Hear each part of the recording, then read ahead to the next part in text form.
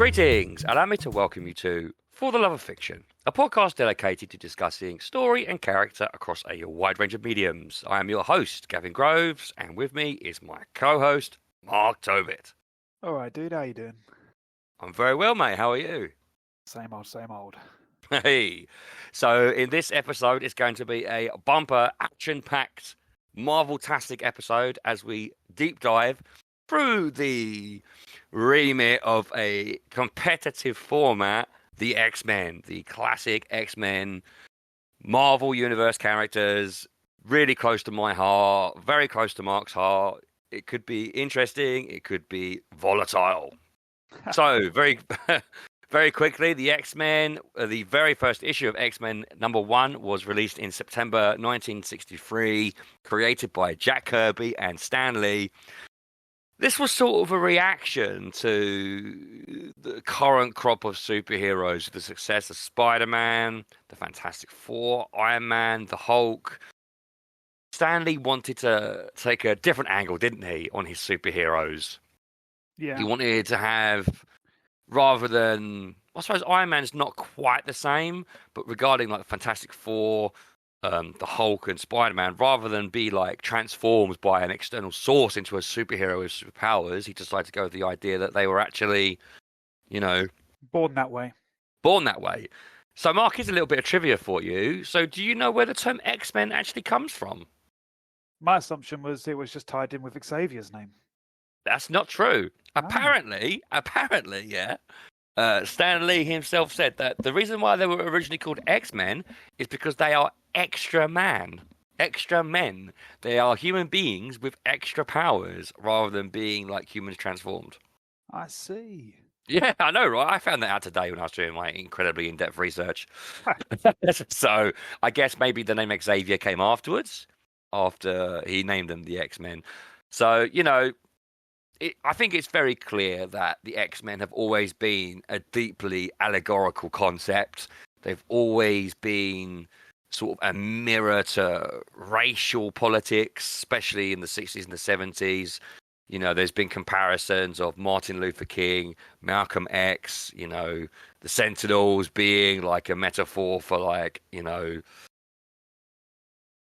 violence. Yeah. hate violence on black people. You could probably say, I'm going to be straight up and say that I've, with the release of X-Men '97, the sequel series to the classic '90s, animated series, there's been like mixed responses. I don't really like to get into like the Twitter politics of things, but I'm gonna just say this straight away that if you ever call X-Men woke, like It's X-Men been doing this for 60 years.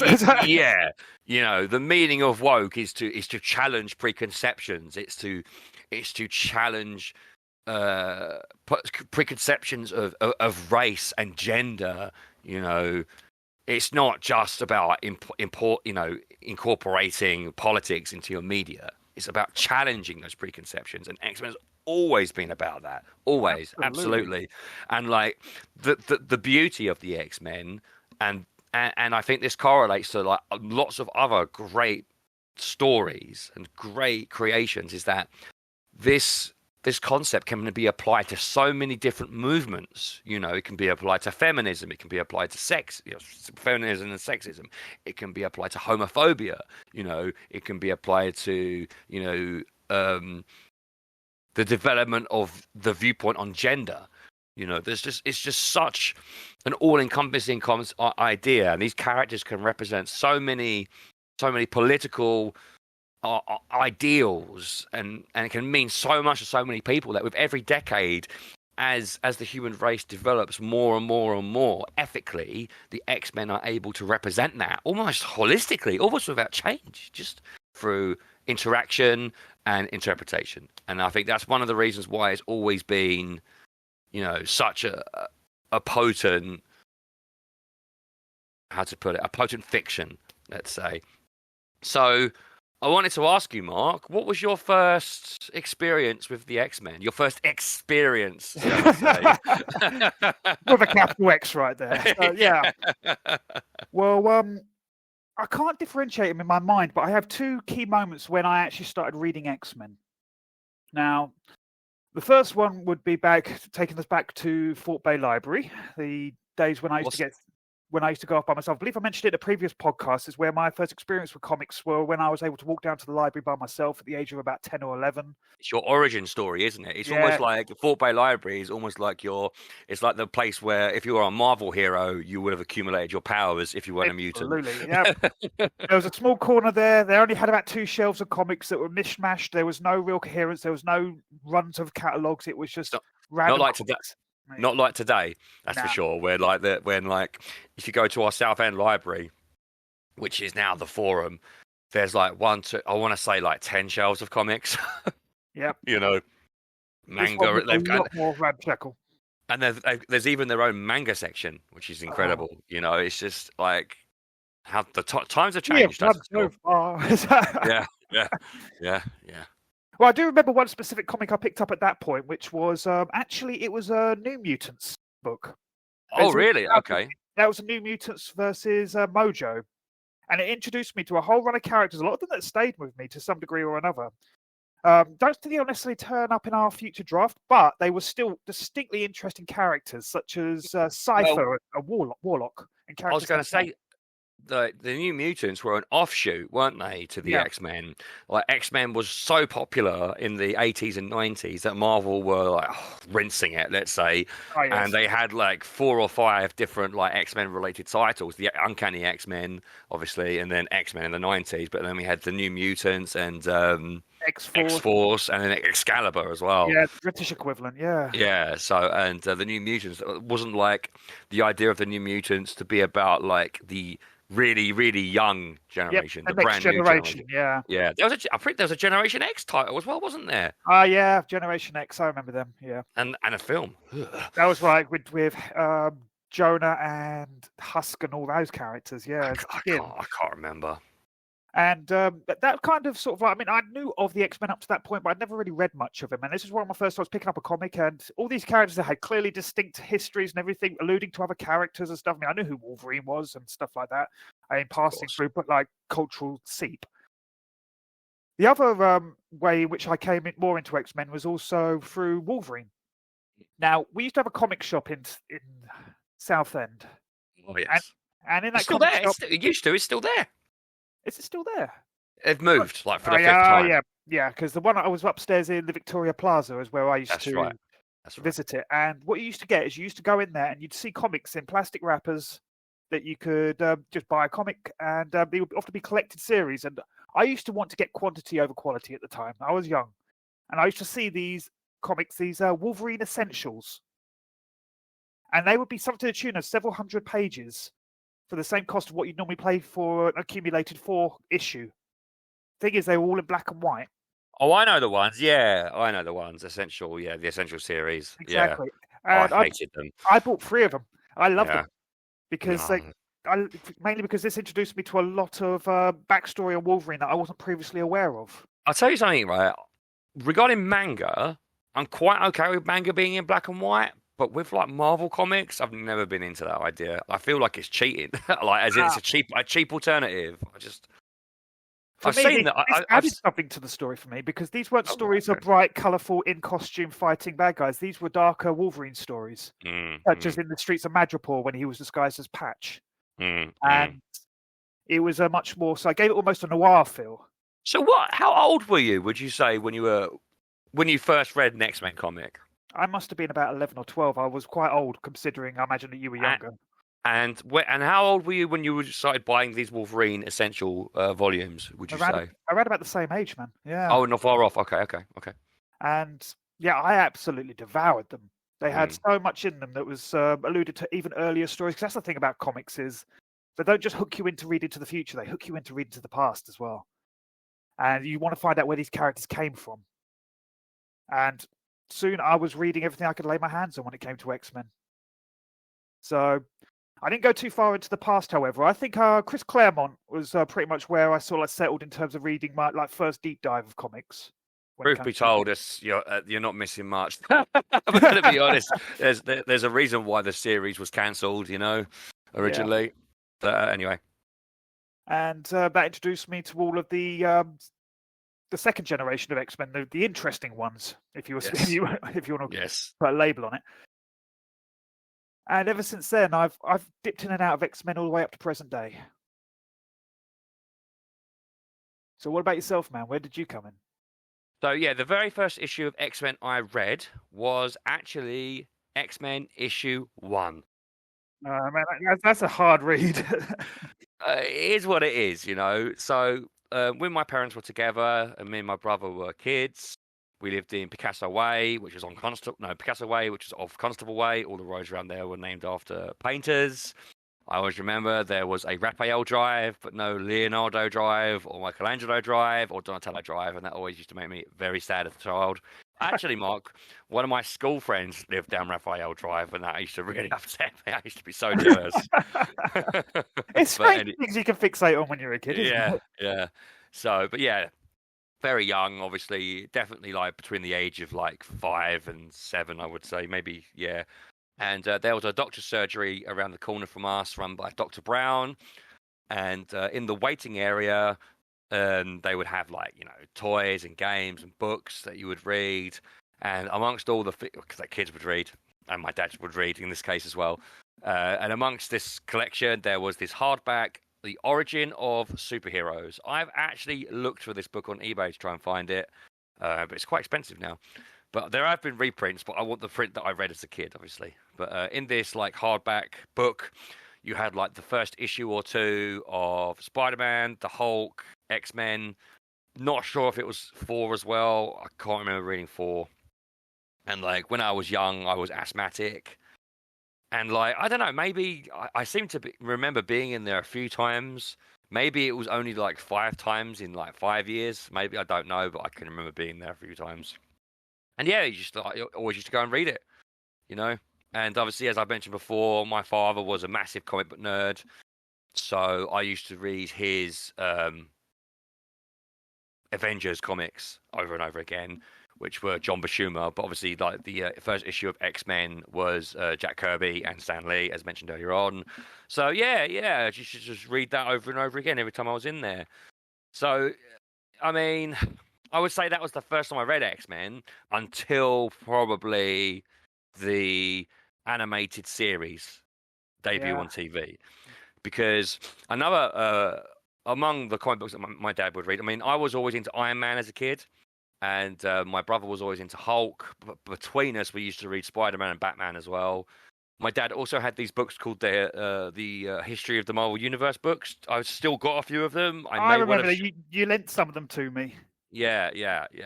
And they have like profiles of like various heroes and villains and their stats. Marvel do still release them, but obviously the artists have changed.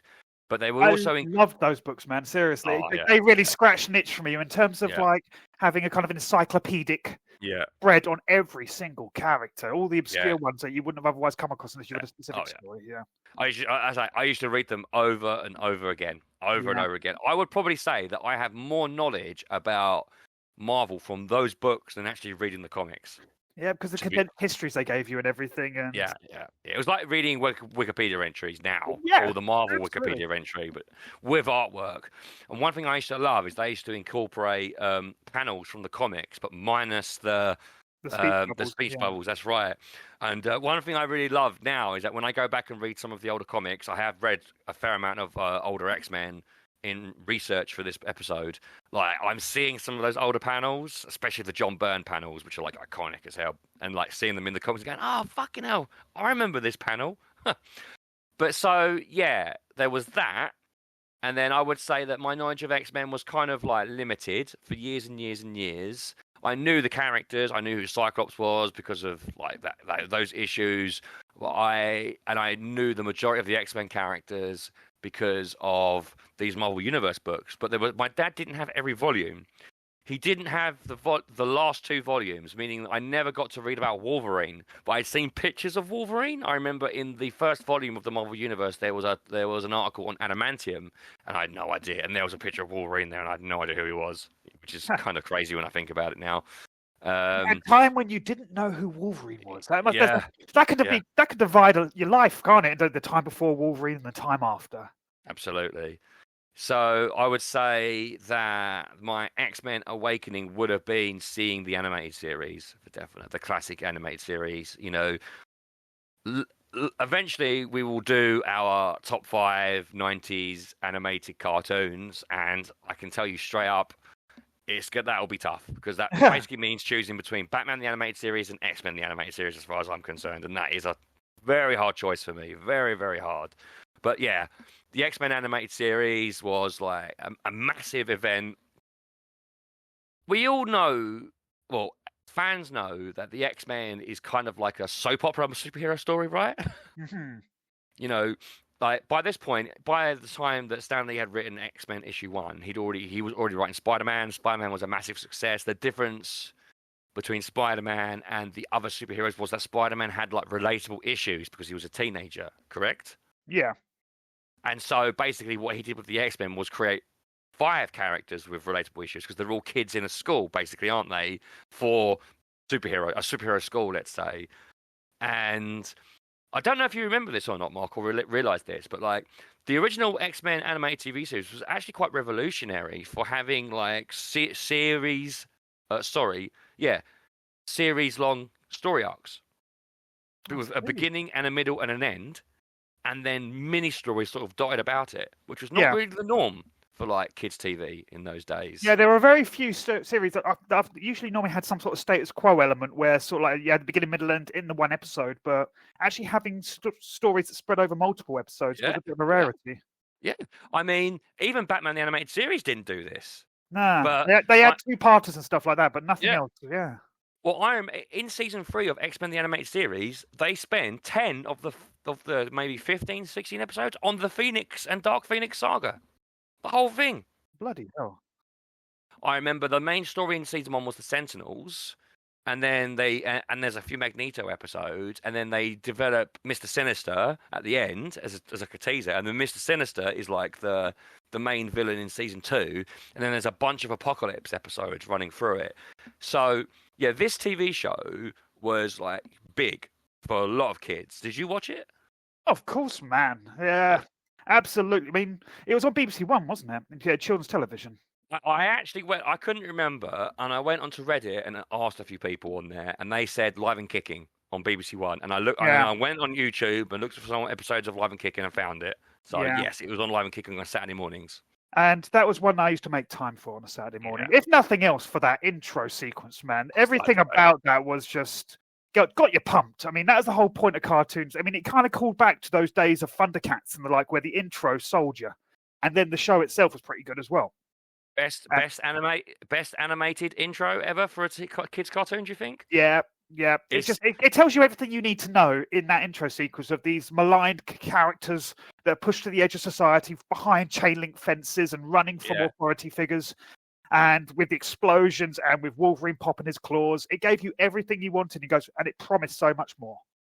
I love how like all the main cast got like a very brief moment with their logos as well, so it introduced them. Yeah. Also, like each moment was like a comic issue, which is also very relevant to the series because every character got their episode. You know? They condensed the cast. I mean, what's quite weird is that, like, you know, Archangel Warren Worthington III is not part of the main cast in this cartoon, and they meet him in the cartoon. And there are some continuity errors where there's a flashback to the original X-Men team, even though. Like they meet him in the cartoon, but like so they sort of cherry picked the characters from the I'll be getting onto the X-Men issue 1 era after this, because that's also very important to me. They sort of cherry picked the team. So what was it? It was Wolverine, Cyclops, Rogue, Beast, Xavier himself, Gambit, Storm, and Jubilee, sort of representing the Kitty Pryde like characterization. So yeah, this was great. This was a great cartoon. And going back and watching it now, as I have been doing recently, I actually think it holds up quite well too. Not surprisingly, X-Men '97, which is out now, has been a massive success, and X-Men is back in the public consciousness, and rightly so, because in the '90s, Mark, as I'm sure you're aware, the X-Men were like maybe the second biggest comic book Against franchise in the Spider-Man? 90s, behind Spider-Man. Yeah. That's correct. Behind Spider-Man. And like X-Men issue 1, which was like the relaunch, because prior to this, Uncanny X-Men, as written by Chris Claremont, or with various artists, the two I will probably throw out there, my two favorites of the era, Andy Kubert and Jim Lee, of course. Yeah. You know, Jim Lee's take on the X-Men, and then Jim Lee going on to doing X-Men issue 1, the relaunch, with Chris Claremont, is obviously a monumental moment in comics, because not only was that issue like, and still is, the most like bulked issue of a comic book ever, maybe because of the amount of covers they did. All those collectors needed to get them all, didn't they? Yeah, maybe. But it also led to the modern era of comic books, because this was the time when, before now, the rights and the royalties and the respect, let's say, of these comic characters was sort of more thrown towards the writer, and the artist got less recognition, right? Yeah. And it was about around this time when they started skewing it the other way. But they went too far the other way, and they started giving Jim Lee more control, which I think is insane, to be honest with you. I mean, yes, Chris Claremont had been writing X-Men for a long time, but as was very evident with what happened after, Jim Lee was not the writer that Chris Claremont was. This is just a fact. Yeah. And then more problems happened. Loads of artists left Marvel, and they formed Image Comics, which was then over more to do with rights over comic book characters, wasn't it? Where they're more full control of the characters they created. Exactly. So there was all these issues which were eventually sort of, improved, let's say, and then X-Men went a different way, and then X-Men went a completely different way. I mean, we're not going to go on. I don't want to go too madly in depth about like the lore of the comics and whatever. This is just an overview of our interest. But so to summarize this, there was the X-Men animated series, and then to sort of coincide with the X-Men animated series, there was a bi-weekly X-Men magazine. Mark, do you remember this? Yes, I do. Yeah. Was it slightly thicker in material? It wasn't like just papery like most comics. It had a bit of a thicker cover to it. Well, you need to remember that American comics were like the small size, weren't they? And they were all that, and it was all made of the same. It was made of a certain kind of paper. And British comics were always larger and more close to A4 size. This was, I can't remember if it was called the X-Men magazine or just called X-Men. It was like a comic book that was made to coincide with the TV series. And it ran two different concurrent X-Men comic book lines at the same time, because while X-Men the TV series was on, they did a comic book adaptation of the comic book cartoon that adapted the comic book. So, which actually, funnily enough, it was called X-Men Adventures, and it ran for a long time. It ran for a very, very, very long time. I remember it well because the artwork was never as good as Jim Lee's X-Men, which was also, as I was about to say, you had X-Men Adventures, and then they started with X-Men issue 1, the 90s relaunch. So you got to read like a adaptation of the cartoon and read the comic book that inspired it at the same time, which was so cool. And that really is what got me on X-Men, I think. Because it was the classic Jim Lee artwork, it's just absolutely incredible. It's the imagery that often stays with you the most when you think of these characters, at least the original characters, yeah. Yes. Well, the designs, all the designs. I mean, Wolverine's design, they were going with the red and brown design at that point, weren't they? Which was actually from the 80s. If I remember correctly, the Frank Miller story had him in that as well. What's your preference? The orange and brown or the blue and yellow? I think the blue and yellow is the best one. Yeah, I do think so. I mean, it makes no sort of like what's the word? Combat sense in any shape or form, but it just looks cool. Yeah. I do like the red and brown one. But I do think it's the yellow and blue one. For some reason, I went through this period of thinking the brown and red one was the one first. But obviously, Wolverine's first appearance was in the Hulk, and that's with the whiskers. Back when he had the whiskers. Yeah, I was about to say that. That was the yellow and blue. But anyway, so yeah, it was X-Men Volume 2, Issue 1, the '90s relaunch. That's when all the iconic costumes were implemented. You had the blue team and the gold team, and just When we go back now, the storytelling is not so great, I would say. I mean, Claremont had issues with retreading old ground because they brought Magneto back as a villain, and Magneto had sort of been vindicated by this point with one of the sagas earlier in the 80s or maybe late 70s. But like, for me, which is quite different to you, obviously, comics were artwork first. Always was artwork first because that was how I was brought up, and it just like Jim Lee's art was just like absolutely phenomenal. So yeah, for as long as the X-Men show was on TV, and then for as long as the comics were running, I was a massive fan. Basically, there is one other thing, Mark, that led to my X-Men love. One other thing, and you know it as well. Can you think of what it is? No. I'm gone blank. What's that? So in the 90s, gamers such as myself. Oh, wait, yeah. Were, massively into the arcades. Yeah, it was a classic cabinet, man. I love that cabinet. Massively into fighting games. Street Fighter was like the thing. And I will always remember we used to go on caravan holidays with my family. And up until like Super Street Fighter 2, Capcom was using this the specific artwork style. And the classic artwork style. And then we used to go on holiday with my family to Billing Aquadrome, which was a caravan resort in Northampton, I think. And they had like an amusement area. And I remember going there and I saw the video game X-Men Children of the Atom. And it, like, unbelievable. Like, seeing... By this point, historically, Capcom had already released Darkstalkers into the arcades, and it was like the first time they'd experimented with this art style.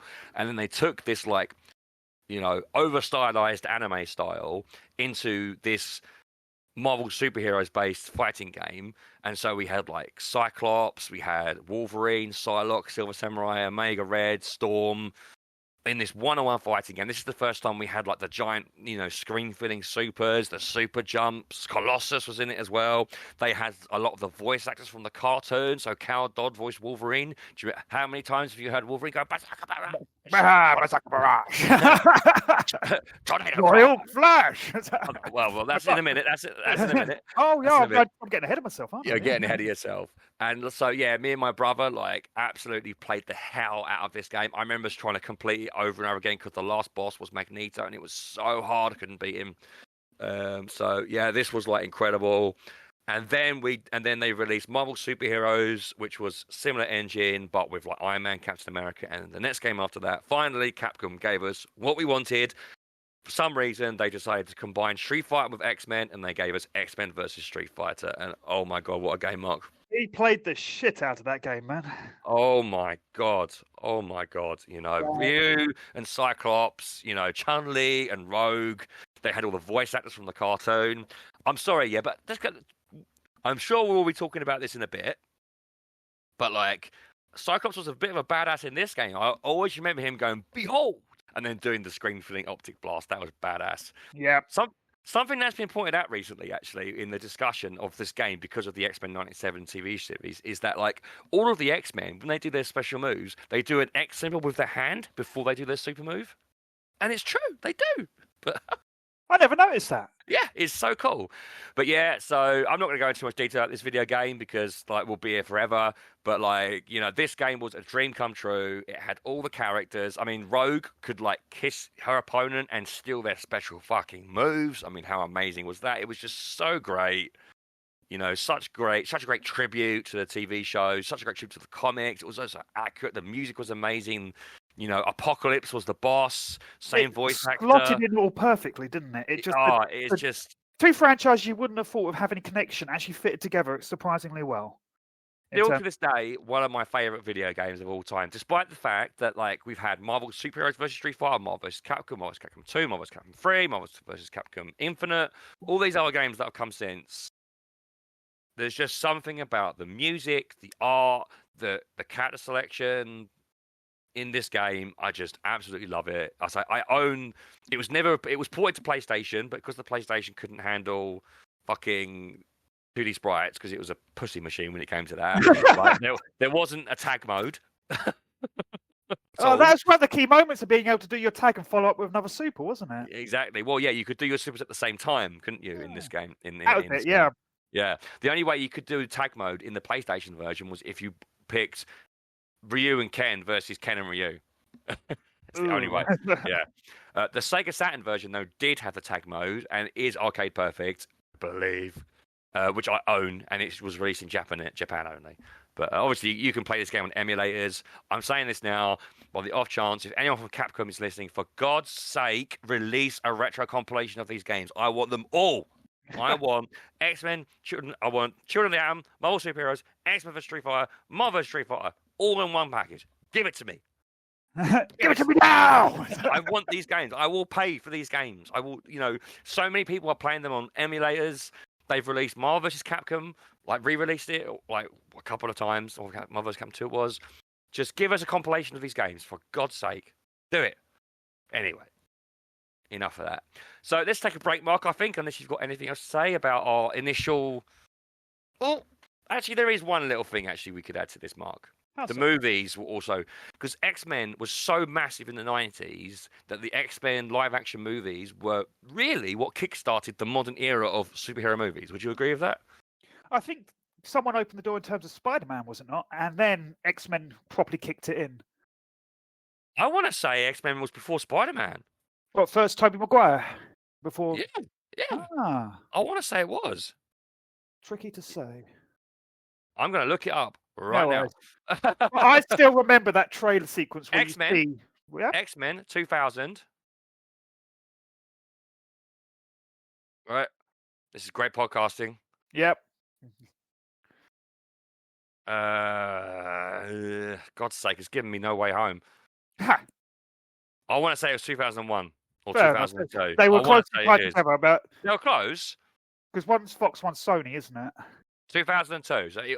Oh, bloody hell, yeah. I told you, mate, it was X-Men. Because the thing is, right, what you need to remember is that when Spider-Man came out, it was a big thing that he had a comic book accurate costume. Oh, because they turned up all in the black lycra or black That's leather. Right. They simplified it. What did you want us to wear? Yellow spandex? Yeah. Anyway, I still love that sequence in the trailer where, like, sudden reveal of Wolverine being flung across the head of the Statue of Liberty, digging his claws into one of her spike crowns, and then just wheeling around and just dropping down in a perfect claw pose. And I lost my mind when I saw that. Just to stop you there, we will definitely revisit this. I want to do a deep dive on the animated series and the movies at some point, for definite. Probably next season of the podcast. We'll definitely do like a comic book adaptation episode. Yeah. Solely dedicated to the X-Men because, I got a lot to say about it. Just wanted to very, very quickly mention the X-Men movies because it's important and, when they came out, it was massively exciting. So we'll definitely come back to these at some point in the future. So I know I just said it a minute ago. Was there anything else you wanted to add, Mark, about this initial early era of the X-Men and our interests? Absolutely not, man. I want to get into this. Let's do it. You want to get on with the podcast. Okay. I want to get into the draft. Yeah. Let's go. Okay, then. So we'll take a quick break and we will be right back.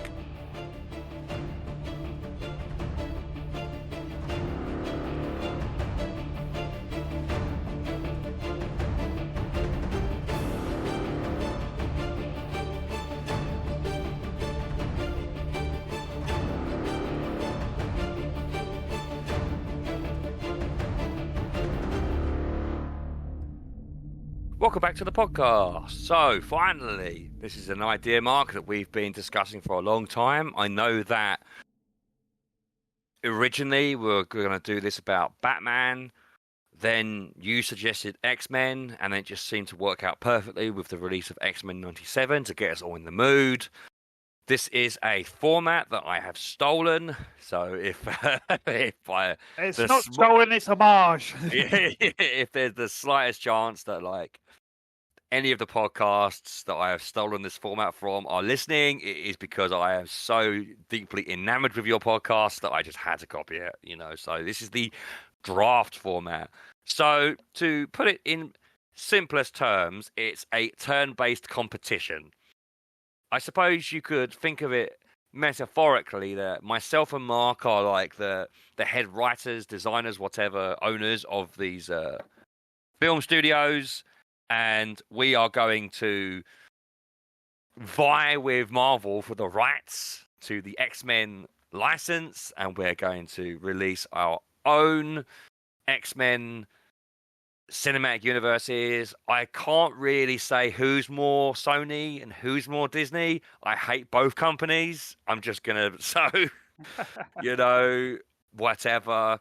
And we're basically gonna flip a coin, and then whoever wins the coin toss gets to choose whether they go first or second. Because of the way this works, if you are, depending on how knowledgeable you are about X-Men, when you pick a character for your team that's going to appear in your cinematic universe, that character is no longer available to the opposing to me or Mark, the other person on the competition.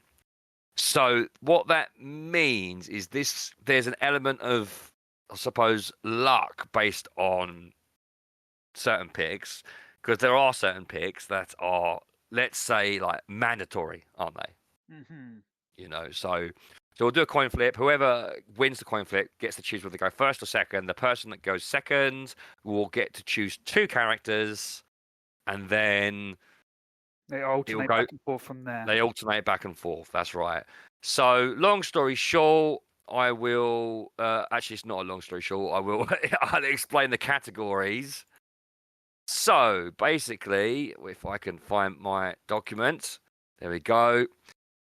So, as I said, we're basically going to be drafting 2 of our own personal X-Men cinematic universes. Whether we veer more towards heart picks or head picks, I think is going to be part of the competition. I'm going to be locking 2 characters, so they are unpickable, and that both of our universes have these characters no matter what. And that is, of course, Professor X and Magneto, because as I'm sure Mark would agree, the X-Men do not exist without these characters. Absolutely. Yeah. So we're going to be picking 5 actual main team members, and then 2 side characters.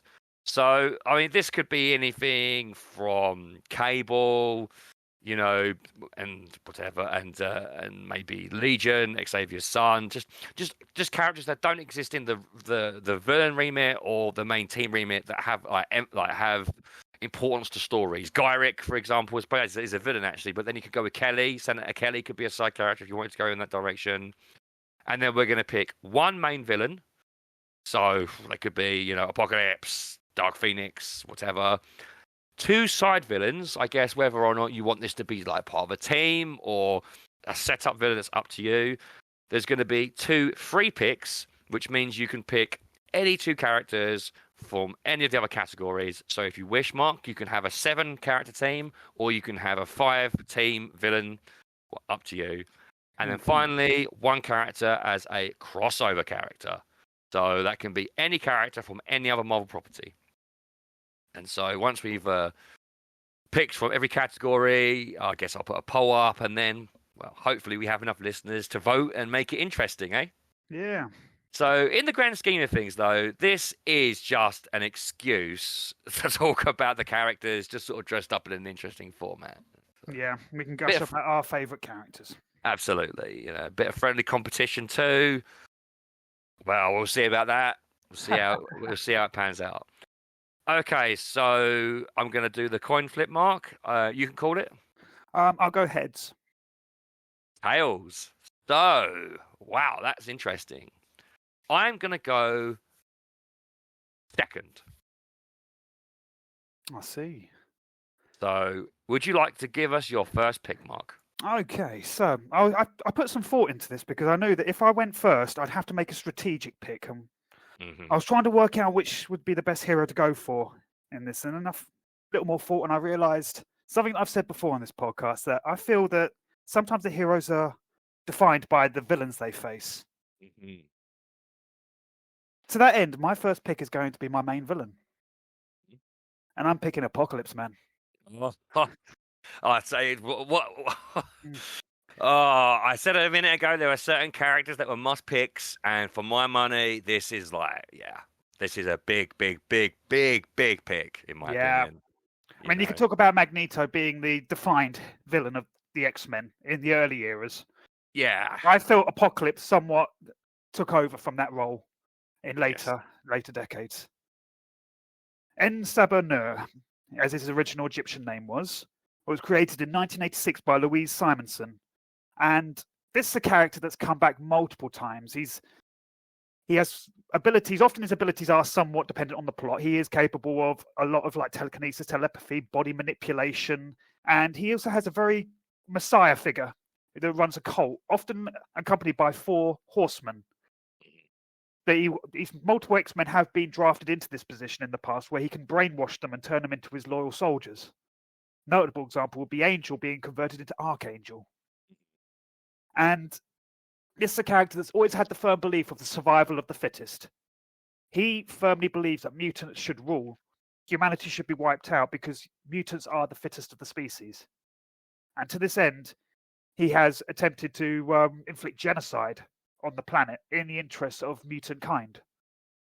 And the X-Men have always been the ones to fight him, and for the most part, they've managed to dispatch him in one fashion or another. However, that said, in recent years, they've managed to find a new angle on the character due to the creation of the Krakoa Quiet Council. Now, this is that mutant nation where mutants have finally got a country of their own. And Xavier and Magneto work together to form a council that's comprised of different mutants from different walks of life, good and evil, all operating as a council of 12, operating in the best interests of mutants. And there is something fucking surreal about the fact that you can have Apocalypse and Cyclops sat at the same table having a discussion about politics. Yeah. There's something, it doesn't quite break my brain, but it's like, okay, there's a little bit of whiplash here. But at the same time, it's fucking hilarious. They even point out the surreality of it a couple of times where they are talking about the fact you've got the likes of Mr. Sinister and Apocalypse sat down and having a chat with Xavier and Cyclops and Emma Frost and the like. It's crazy. And I like it. It's an evolution of the character who firmly believes in evolution. That's the sign of great writing, though. Great characterization in the first place is that obviously we've got like 10, 20, 30, 40, 50, 60 years of character writing. So these are well-defined characters. But in the grand scheme of things, they are defined by their writers, of course. But X-Men, like so many great characters in this universe, Apocalypse, like so many great characters in the X-Men universe, you just sit him in a room with another character from that universe and it just starts writing itself, doesn't it? He has such a defined character in terms of I will say that his motives can sometimes come across as a little simplistic, but they define him as a character more so. And it's interesting to watch other characters bounce off of him. Because he is so straightforward in his opinions and facts and his beliefs. Yes. Which are survival of the fittest. Of course. And that's one of the reasons why he supports the Krakoa initiative so much. Because he believes it's firmly in the interest of mutants and he wants to support it. Which I think shocked the living hell out of all the X-Men when he turned up. It makes a lot of sense, though, really, because, excuse me, in many ways, like, Apocalypse is this really unique villain in the sense that whenever he has these, like, wars, these battles with the X-Men, he kind of wants to lose. Yeah, he wants them to prove themselves so that if they take him down, they are worthy of carrying on the message. Yeah, exactly, his message. And it's almost like every single time he gets involved, it's almost like a test, Yeah. And I like that idea. I've never quite been able to get on board with why he has the Horseman, because he's so powerful in the first place. I think in the movie, X-Men Apocalypse is even worse, but I guess in the comics and the TV series, you can sort of view them as like, well, if you can get past these guys, you're worthy to get to me. Yeah. In the film, it's not quite like that. The film, of course, is very bad. They lost a lot of the majesty in him with that movie. Yeah. Oscar Isaac is a fine actor. Yes. When I say fine, I mean he's okay. In the right role, but terribly miscast. Maybe I feel this way because they nailed Apocalypse in the animated series. The voice actor that plays him in that, like, how can you escape that voice? That's the voice I hear when I read the comics. It's just, amazing. Just deepened. Yeah.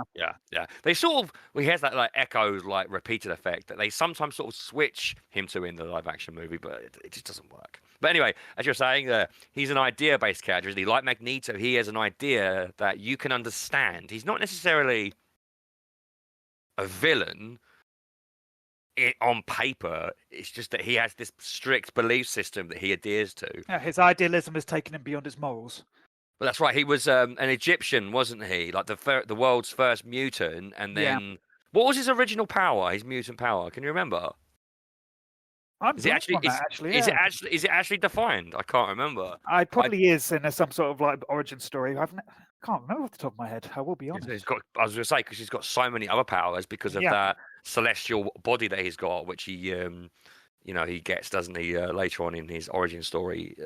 That armor that he wears that's grafted on him by the godlike beings. He also, a fascinating character and iconic, very, very iconic. Yeah. So, I would say a great pick, Mark, but also a necessary pick. Yeah. I was strategic with that one, but only because, yes, I want him. Yeah. I need someone to fight. Yeah. Yeah, he's great. So there we go, Apocalypse. Okay, so my 2 picks. So for my first pick, I'm going to go crossover. And by picking this character, you know exactly who I'm going to pick next. So I'm going to go with this one first. So I'm going to be picking, depending, I suppose, in the decade you're in, you would either call her Ms. Marvel or Captain Marvel. So depends where you are. I know exactly where you're going with this, man. So the original Captain Marvel was a Kree man, a Kree fella, who first appeared in Marvel Superheroes issue 12, 1967. Carol Danvers, however, first appeared in Marvel Superheroes issue 13 in 1968. Created by Roy Thomas and Gene Colan. So Carol Danvers is a character whose origin story is kind of wavy. It's been retconned and messed around with multiple times, but like certain elements have been carried over. She was originally an Air Force officer who meets Dr. Walter Lawson, who is the Kree hero Captain Marvel. So the Kree, Mark, are like a alien race, aren't they? They're like superheroes, almost like Kryptons. Would you say? Maybe. I think it can be seen on that way. Maybe a bit more technological. Yeah. And they're like permanently at war with the what are they called? The Skrull? The Skrulls. Thank you. The Skrulls. And this Walter Lawson, Captain Marvel, is sort of undercover on Earth. And Carol Danvers sort of gets involved with Captain Marvel and ends up in an accident with him, and an explosion fuses her DNA, let's say, with Captain Marvel's Kree genetics, effectively giving her human/Kree powers, a female version, shall we say, of Captain Marvel.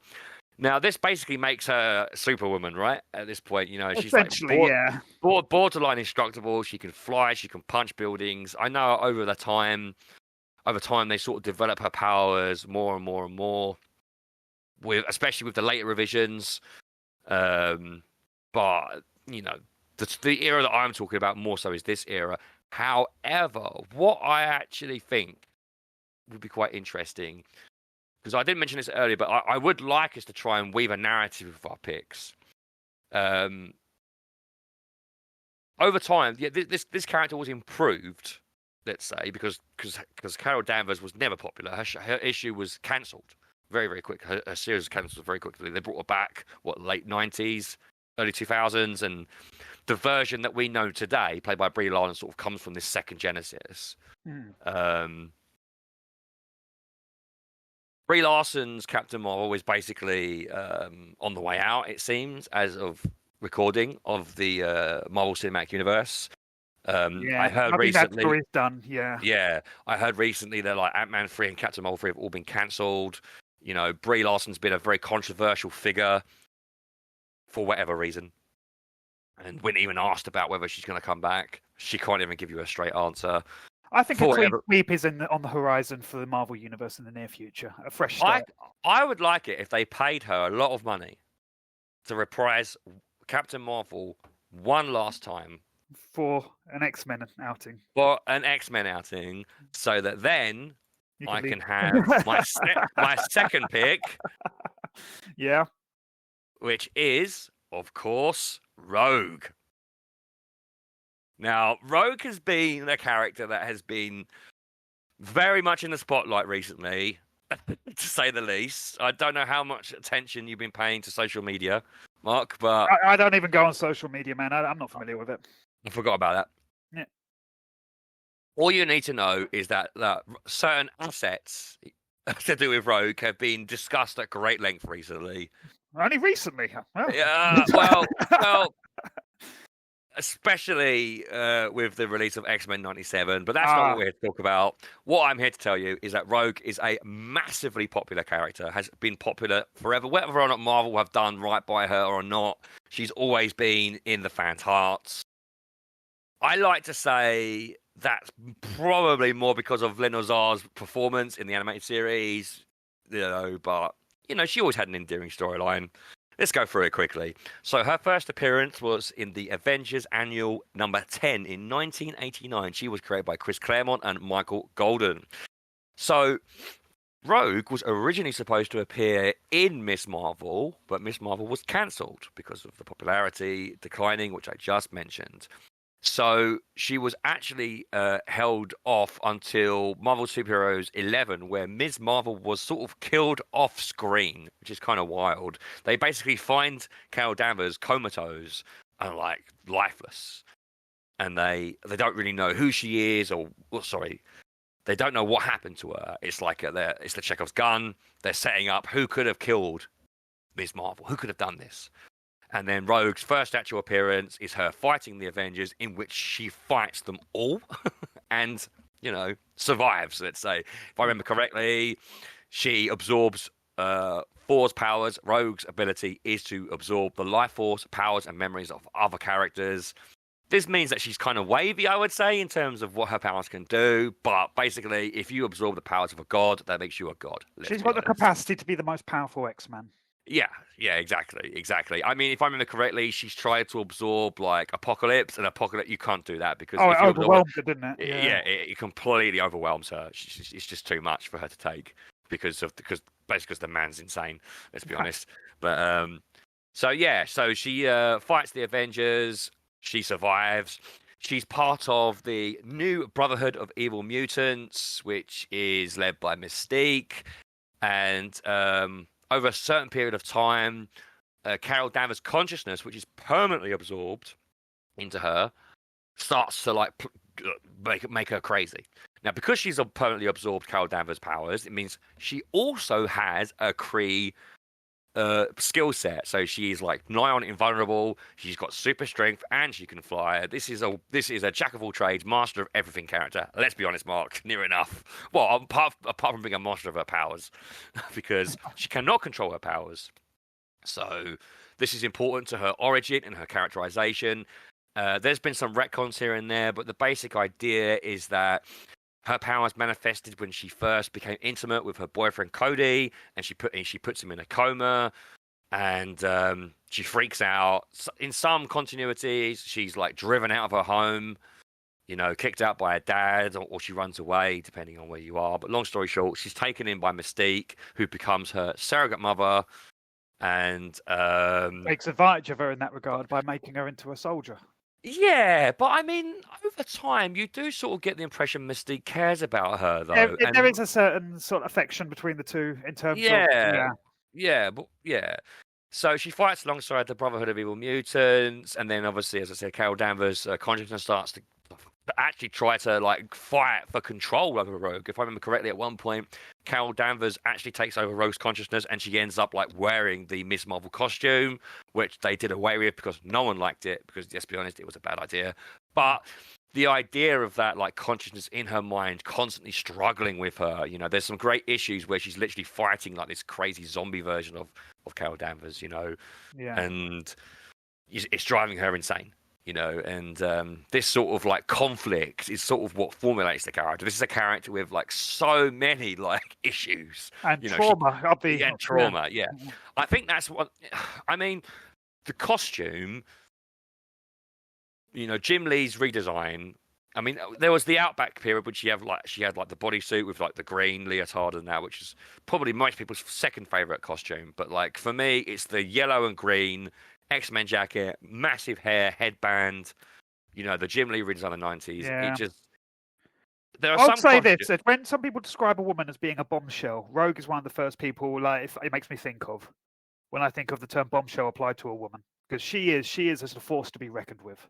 In many ways, isn't she? Because of her personality. And I think this is one of the things that makes her so popular. I don't think it's quite so prevalent in the early 90s era. I think the animated series sort of informed her character even more going on. Gave her the confidence and the... Yeah. Well, she's always been a bit of a flirt, a bit of a... I think that's the idea. That she overcompensates for her inner turmoil by being really extravagant and really over the top.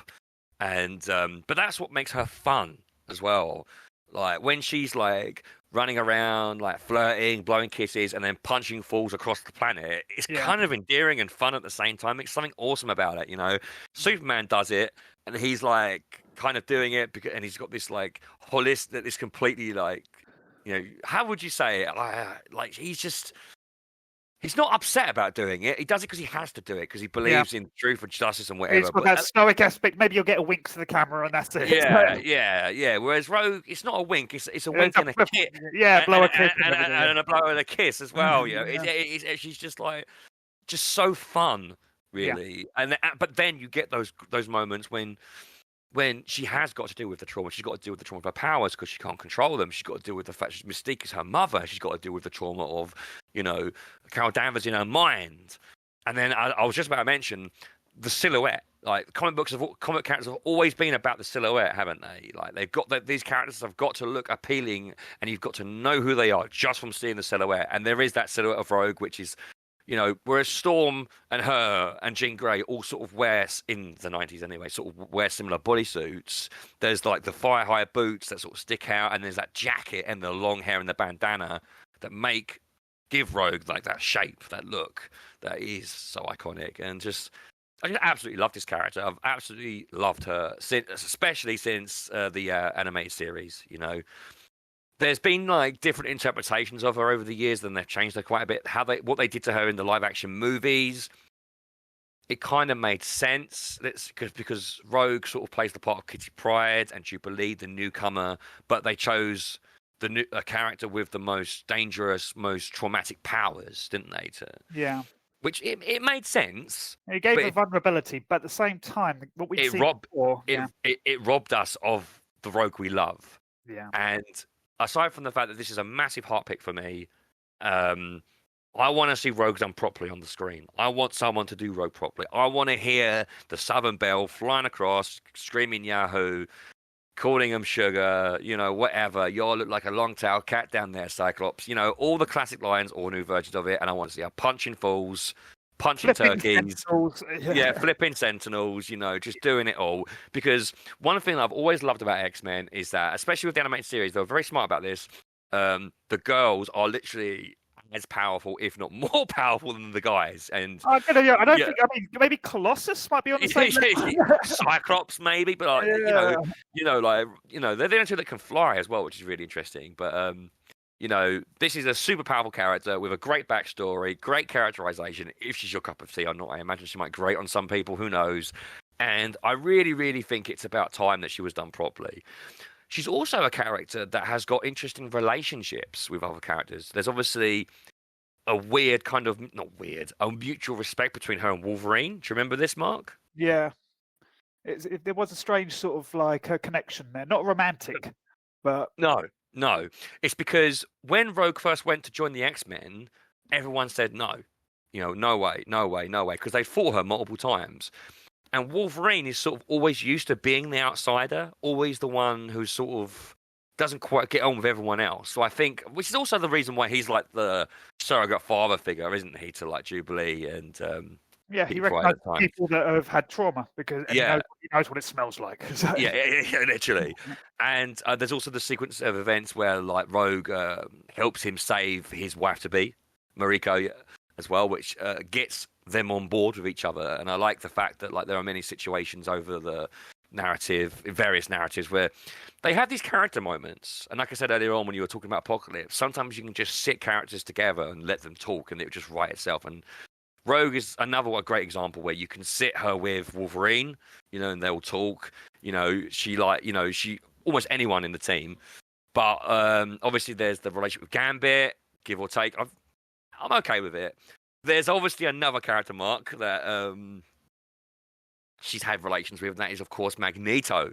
Yeah. This is a very, very interesting, at the same time, maybe disturbing a series of events that happened pre X-Men Volume 2, Issue 1, where Rogue was depowered and trapped in the Savage Land and sort of had a period of time where she sort of hung around Magneto. But this I like because it means that she sort of got to see... Magneto is probably the most flawed character in X-Men, and that's also what makes him the most interesting, because he has an idea and he doesn't always go about it the right way. And I like the fact that often, it's in Fatal Attractions, it's in X-Men issue 1, 2, and 3, Volume 2, where like if Magneto's involved, they almost always agree we got to get Rogue in there, because Rogue's almost, apart from Xavier, Rogue is probably the next one who can sort of touch Magneto and say to him, "Why are you doing this?"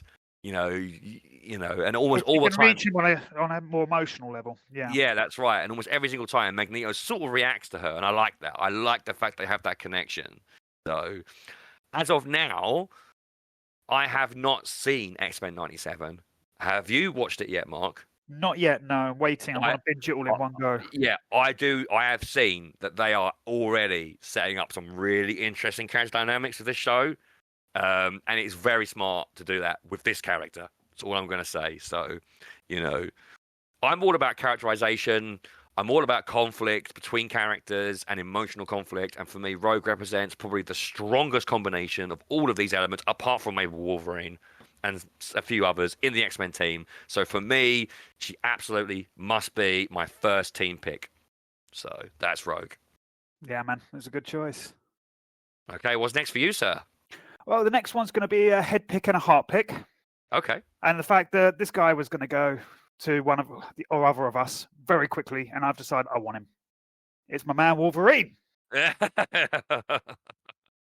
So, Wolverine, James Howlett, Patch, the old knucklehead. Stop me if you've heard this one. James Howlett, born back in pioneer times to a family. He was a young sickly boy who manifested his powers at a young age and popped bone claws. He unfortunately did kill his father due to a bout of rage and eventually ran away from home with his young love at the time, and ended up growing up on the run in mining towns and the like, just trying to scrape enough coins together to eat. Until eventually, as he developed older and older, he lost that love. And it's a tragic story in of itself. I'm not going to go into too much detail of it now, but it is a very tragic story. And for a long time, he lived in the wilderness. And then by the by, he has served in multiple wars over the years. He's become a very violent person until he got dragged into the Weapon X project. Now, this was a project that was born out of the likes of Captain America, wherein they were trying to create super soldiers. And for this mutant, they discovered that his mutant ability, not only did he have bone claws, but he had rapid healing regeneration, a healing factor, as they refer to it. And this meant that he could survive processes that other people couldn't. And they used this as an opportunity to bond adamantium metal to his skeleton, making him nigh on indestructible. This also had the side effect of bonding around his bone claws, giving him adamantium claws. Now, I think that's a long walk for a short, awesome image in terms of just him popping those claws with the schnicked.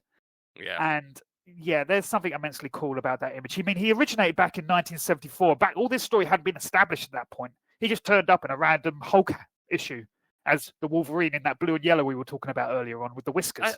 That's the thing. All this stuff you've just talked about, his like origin, this was added like in the 2000s, right? Like late 90s, I think. Yeah. Oh, right. Yeah. For years and years and years, he had no concept of his past.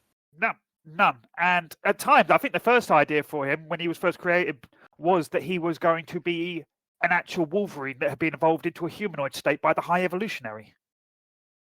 Which sounds fucking terrible. Yeah, thank God they didn't go with that. Yeah, and he is a character that he's got immense depth to him. I mean, he is clearly another character that has got significant trauma in his life. And the thing about him, though, is that he doesn't remember a lot of it. He just has the pain, but he doesn't have the understanding of where the pain's coming from. Mm-hmm. He also has close ties with Japan. He spent a significant portion of his life there. He was married to Mariko, as we mentioned earlier on. And that was a doomed engagement. I mean, everything about this character is a tragic story. He's almost like he's accepted it with a weary acknowledgement that I don't deserve happiness. And I think that's one of the reasons why he was so resistant to joining the X-Men, because he saw the X-Men as an ideal that he didn't belong in. And it took a long time for him to come around to being a committed full-time X-Man. And at this point, I think he might be the most prolific X-Man there is. He's been in so many fucking teams. I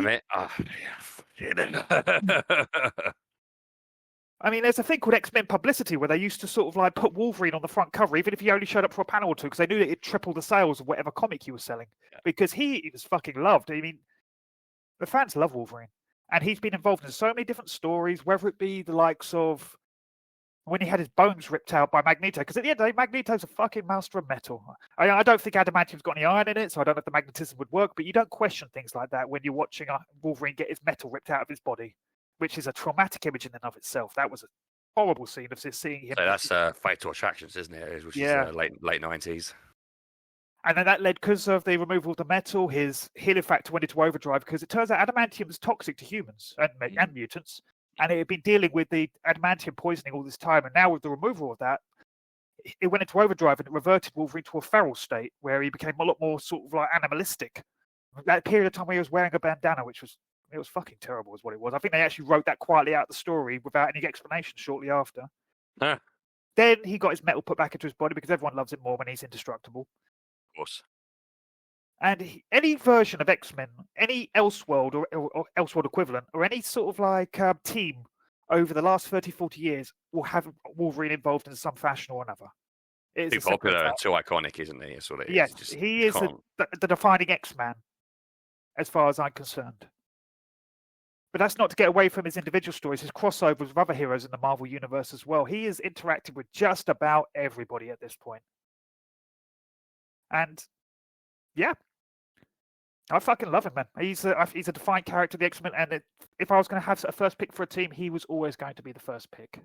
This is it, yeah. You almost can't have the X-Men without Wolverine, I suppose you could say. But for me personally, he's been done to death, so I didn't want to pick him. That's what this comes down to. He's been done to death, but you can't understate his importance. I mean, he was Marvel's I want to say second, but he's Marvel's first ever limited series and their first solo limited series, which I think is an issue in itself. The Wolverine, Frank Miller, Chris Claremont story about him in Japan, which I've always been a big fan of. And obviously the storyline of all the artists leaving Marvel going into near bankruptcy and selling the rights to all of their biggest stars to the movie studios, which of course included X-Men and Spider-Man. But let's not, wash over the fact that in the 90s, as mentioned earlier on the podcast, X-Men and Spider-Man were the most popular, comic books in the world, in America anyway, in the English-speaking world. And Wolverine definitely was a very important part of why X-Men was so popular. But as also mentioning locking characters in rooms, Mark, I mean, this is another character, as you mentioned, who can interact with other characters very, very well. So, regardless of whoever he's talking to, he's another straight talker. Yeah. And, he doesn't have any reason to hide any secrets. I mean, he does have secrets, but he's very an upfront character. He will call it as he sees it. I absolutely loved him when I was a kid. Absolutely loved him. I had an action figure as well. I think I've kind of grown out of him a little bit as I've gotten older, I think maybe it's because I feel a bit overdosed by Wolverine because, I'm pretty sure he is was the only successful character, really, in the Sony Marvel films. The only reason why Spider-Man became, successful post Sam Raimi is because I think Marvel got involved, right? You know, it's also the fact is, out of all the X-Men, he was always the first who was going to get a solo movie dedicated to him. He's too popular, isn't he? Exactly. So, I mean, whether or not those movies were good, but nonetheless, they tried. They knew that if they were going to give it to anybody, it had to be Wolverine. Yeah, definitely. It's a great pick. A great pick. Okay, so for my next pick, I am going to pick my first villain. I'm going to pick the main villain of my series. This might be a bit of a surprise because I'm going to make her the main villain, but it might not be. It's going to be Mystique. Okay.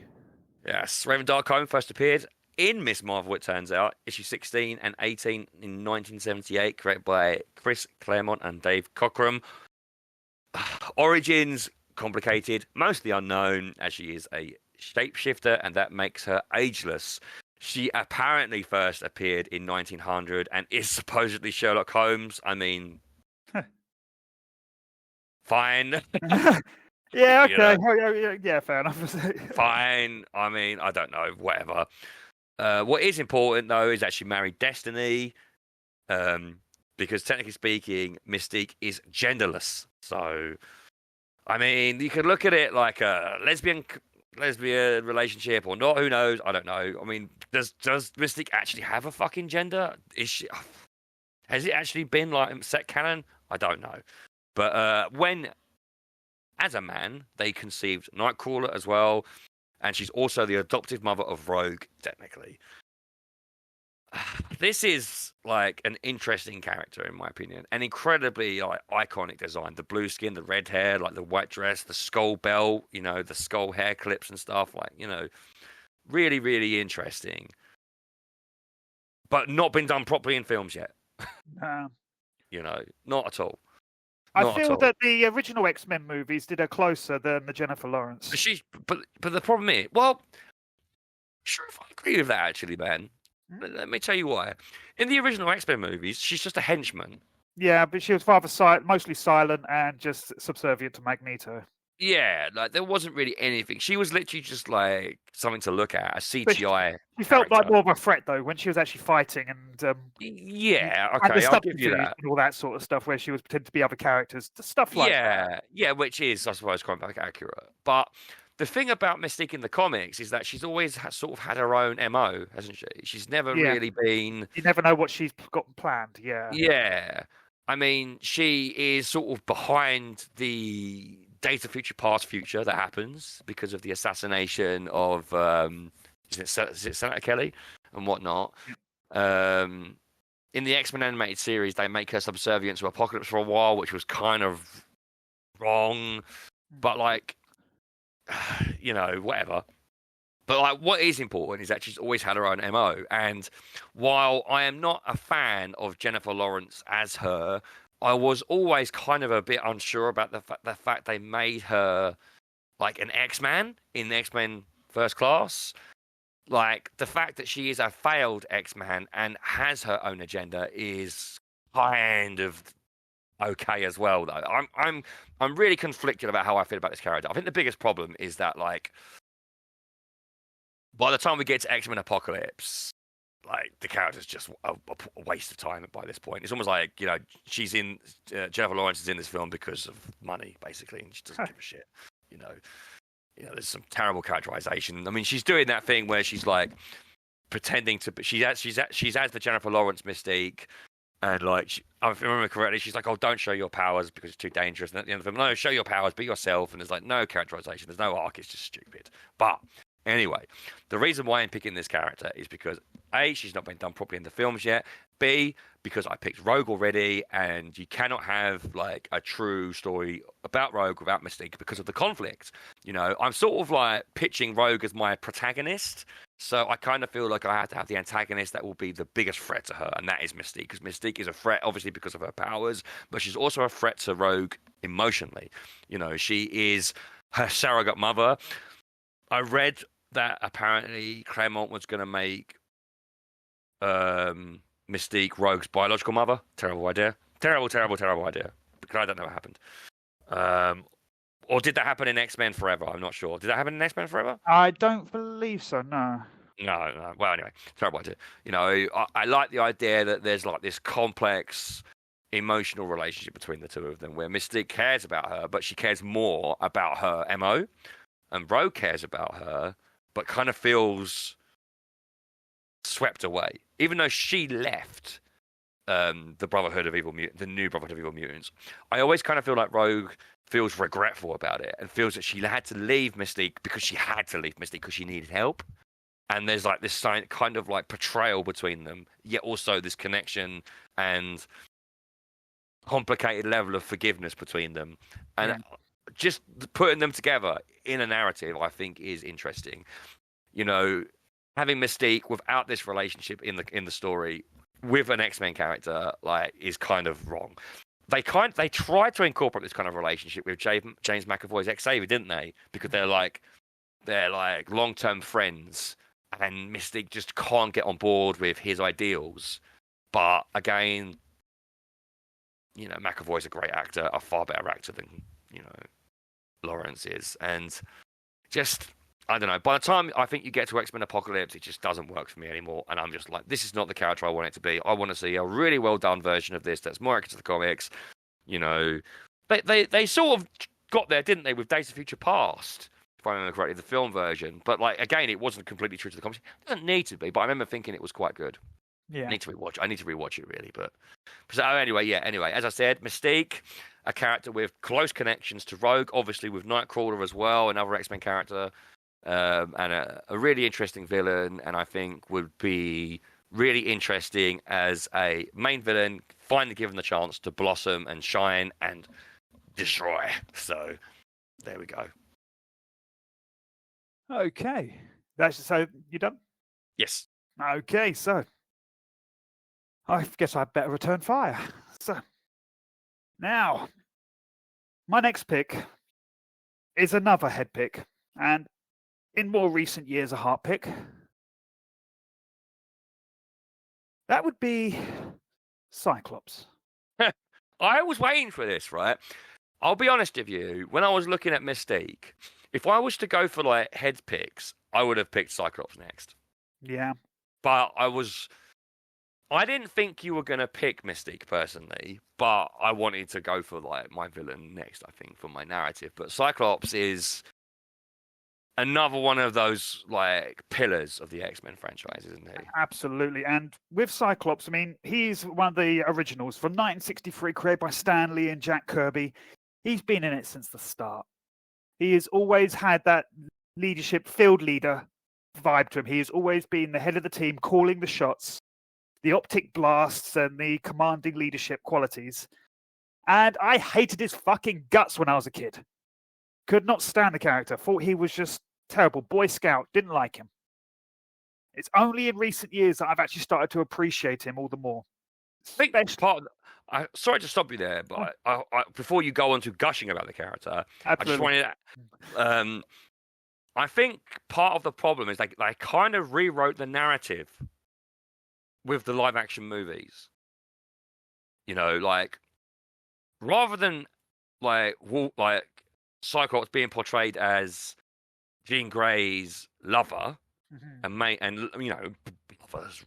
excuse the term, partner and husband, and an actual threat. He's sort of more portrayed as a doormat for Wolverine to step over to get to Jean Grey. Yeah, that love triangle was a bit, but it gave an interesting dynamic, I guess. But in the comics, it's completely different to the films. But the films kind of rewrote that to give more focus to Wolverine, to make Wolverine the main character, and I think that's kind of the problem. In the comics, there's a lot of I reread I reread a few important Cyclops and Jean Grey storylines recently, including Dark Phoenix and Executioner's Song, and there's a lot of them I don't know, fucking hell, just running through corridors and telling each other they love each other while fighting at the same time. Exactly. It's really lame, really cheesy, and it is kind of annoying. But at the same time, Cyclops is sort of positioned as Jean Grey's main interest, and despite the fact that at certain points it is hinted at that Jean Grey has romantic feelings for Wolverine because I guess she likes it rough as well, clean as well. I never really thought that she would leave Cyclops for Wolverine either. I think maybe even Wolverine knows that in the comics, and yeah, it sort of wrote this discourse. Sorry, the way they sort of subverted that in the film sort of wrote this different discourse about him. I kind of feel like in the animated series as well, while he is like an important part of the team, they play up the schoolboy ass kissing that he gives to Xavier. It's too heavy. I mean, this is the thing about Cyclops. Yeah. He only got interesting once they took Jean Grey away. Yes. I mean, once they had the whole separation between him and Jean Grey, and then her eventual fourth death. I mean, I'm who's keeping count at this point. Him and Wolverine became a lot more interesting once you removed the Jean Grey from the dynamic. Yes, because there is a weird mutual respect there now. That's something I like about it. I mean, the funny thing is, right, is that Wolverine is constantly like pushing him and annoying him, and like Cyclops recognizes that he's constantly trying to annoy him.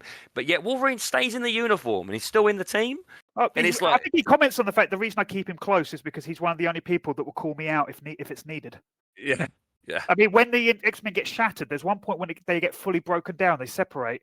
First person that Cyclops goes to when he starts reforming the team is Wolverine. Yeah. So it's Wolverine even acknowledges it and goes, "So how many are in the team, Bob?" And he's like, "You and me." And he goes, "It's a good start." I love like the begrudged mutual respect between them. It's like they kind of hate each other, but at the same time they recognize how much of an asset they are to each other as well, and like that just makes their dynamic really interesting. And one of my favorite images of Cyclops in recent years is following X-Men versus Avengers, with the Phoenix Force coming to Earth, separating into 5 parts, possessing multiple characters of the X-Men, and then attempting to save the world, it all falling apart, falling to Highlander rules, at which point they start turning on each other until only one is left standing, which is Cyclops, my man. Yeah. Who then probably goes crazy and executes Xavier, but let's skip over that part. And after the Phoenix Force leaves him, he's imprisoned with a giant block of ruby quartz strapped to his face so he can't use his powers. And he escapes and becomes the mutant terrorist Cyclops. And there's this iconic image of him on national television on the breaking news where he's breaking out mutants from other installations. And he turns to the camera and makes the X symbol with his forearms. And it's a call to arms for all mutants who haven't been accepted by society to join him. And that entire arc was it was a development of the character, a character that it's sick and tired of being taking orders and for once was now going to be more proactive. He was going to start doing what was necessary to help his own kind. And that was the point when I turned around and go, yeah, man, yep, I'm behind this. I want to see where this character's going now. The thing about Cyclops is that its entire family, the entire Summers family, it seems if you've got the surname Summers somewhere in your lineage, you have got superpowers. Yeah. I mean, whether it be the brothers, whether it be the dad being a space pirate, whether it being the parallel universe children or clone children or whatever you want to call it, it seems there's something about his X gene is insanely strong. I love the fact that like him and Alex Havoc, like their powers cannot harm each other. Yeah, so it always resorts down into just slapping each other because they can't. I recently read Extinction Agenda, which is the storyline about Cameron Hodge and Genosha, and Alex Summers has sort of been like indoctrinated by Hodge, and he's working for him. And there's multiple situations where they end up fighting, and it's just they actually both end up bare-chested with no clothes on somehow, and they're just like punching each other like wrestlers. It's just really funny, but kind of cool at the same time. That whole sibling aspect, yeah. Yeah, it's great. I've also got a distinct image in my head. I don't remember where I remember this from, but it always cracked me up. Is as of a story. I wish I could remember which story it was from. It was where Cyclops loses his powers, but still wants to fight. And he turns up in the middle of a fight just with a pair of pistols and starts shooting people. And for a start, it turns out that Cyclops is a marksman. Yeah. Which makes sense. Yeah. And secondly, it's got Bobby, Iceman, is on the floor looking up Cyclops, firing guns, guns akimbo, dual wielding. And he says, "Scott, what are you doing? Why are you killing people?" And I just remember him looking down at Bobby and go, "Bobby, don't be silly. I'm an X-Man. I don't kill people." And whilst he's firing bullets in all sorts of directions, Deadpool style. And it's like, okay. Yeah. So and that image always stayed with me. I liked it. So, yeah, this is my field leader. I mean, Wolverine in and of himself is a solid soldier, but I don't think he's a leader. Cyclops is if they're on the ground and they're fighting a battle, Cyclops is my man that's shouting out the orders and calling out the strategy. I'm not being funny here, but you like being the level of strategist that he is like a superhero power in itself. I mean, we talk about this, that he does have a genius level intellect when it comes to strategy and field operations. You've got to be able to like control that many personalities with that many powers. I mean, you've got like Wolverine with his claws and rages. Colossus is a walking fucking lump of metal. You've got Rogue, who's fuck knows, and fucking, you know, all the other characters. They're all so different, and he's like commanding them and strategically like using them and like whatever. Like, you know, this is like video game level, like real time strategy level, like, you know, like Korean. Start, you know, like thousands of clicks per second, like level decision making here. You know, it's a man. You get the impression for the early part of his life, he's dedicated to it because he felt he had to. He was living up to the ideal that he thought Xavier wanted him to be until he started evolving further. That's why he has that Boy Scout aspect. Why he idolized Xavier up until the point where he didn't.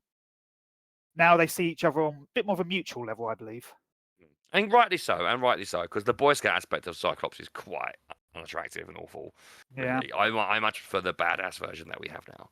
Yeah. So that's my field leader. One thing I do want to say about Cyclops, though, actually, is that for me personally, I've never really been a fan of like the whole bodysuit that he has. I've always preferred the one where you could see his hair. I don't know what it is. I always thought that was. I know it's 90s as fuck, right? Yeah, but the skull cap, like,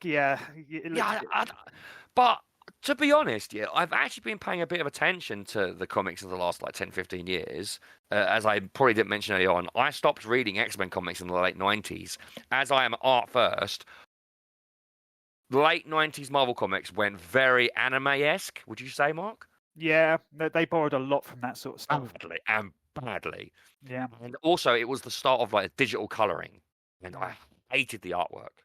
I could not read it. I've gone back since and read like some of it. Like a lot of Age of Apocalypse is in this style, which is obviously a great story in itself. But I always like Age of Apocalypse where he's lost an eye and he only has a single optic over one eye with his long hair growing over the other side. That is a great design, very 90s as well, but it's a great design. But so yeah, like a lot of like his later developments, such as Emma Frost and whatever, and Phoenix Force and Xavier and whatever, I wasn't aware of. I only know because you've told me about it over the years. But I actually think they got a lot better at drawing him, and I quite like some of his later designs. Actually, I actually have sort of changed my mind on like the skull cap like design. I always thought he looked like a bit of a gimp, and I couldn't take him seriously. I was like, you just look like a gimp. Like, yeah, I mean, once he had the hair out where it was just kind of strapped around his forehead and with like the buckles and all that, that's the iconic Cyclops that I remember. Yeah. But I don't know. I like the design now. Like I say, this is like an important character. I can't remember if you mentioned it. I will edit it out just in case. But something that always used to make me laugh as a kid, Mark, is that you hated Cyclops so much. Yep. You used to compare him to someone else. Yes, I did. Yeah. You used to compare him. I haven't mentioned this yet, but you're absolutely right. I used to compare him to Ultra Magnus from Transformers. Two of your most hated characters.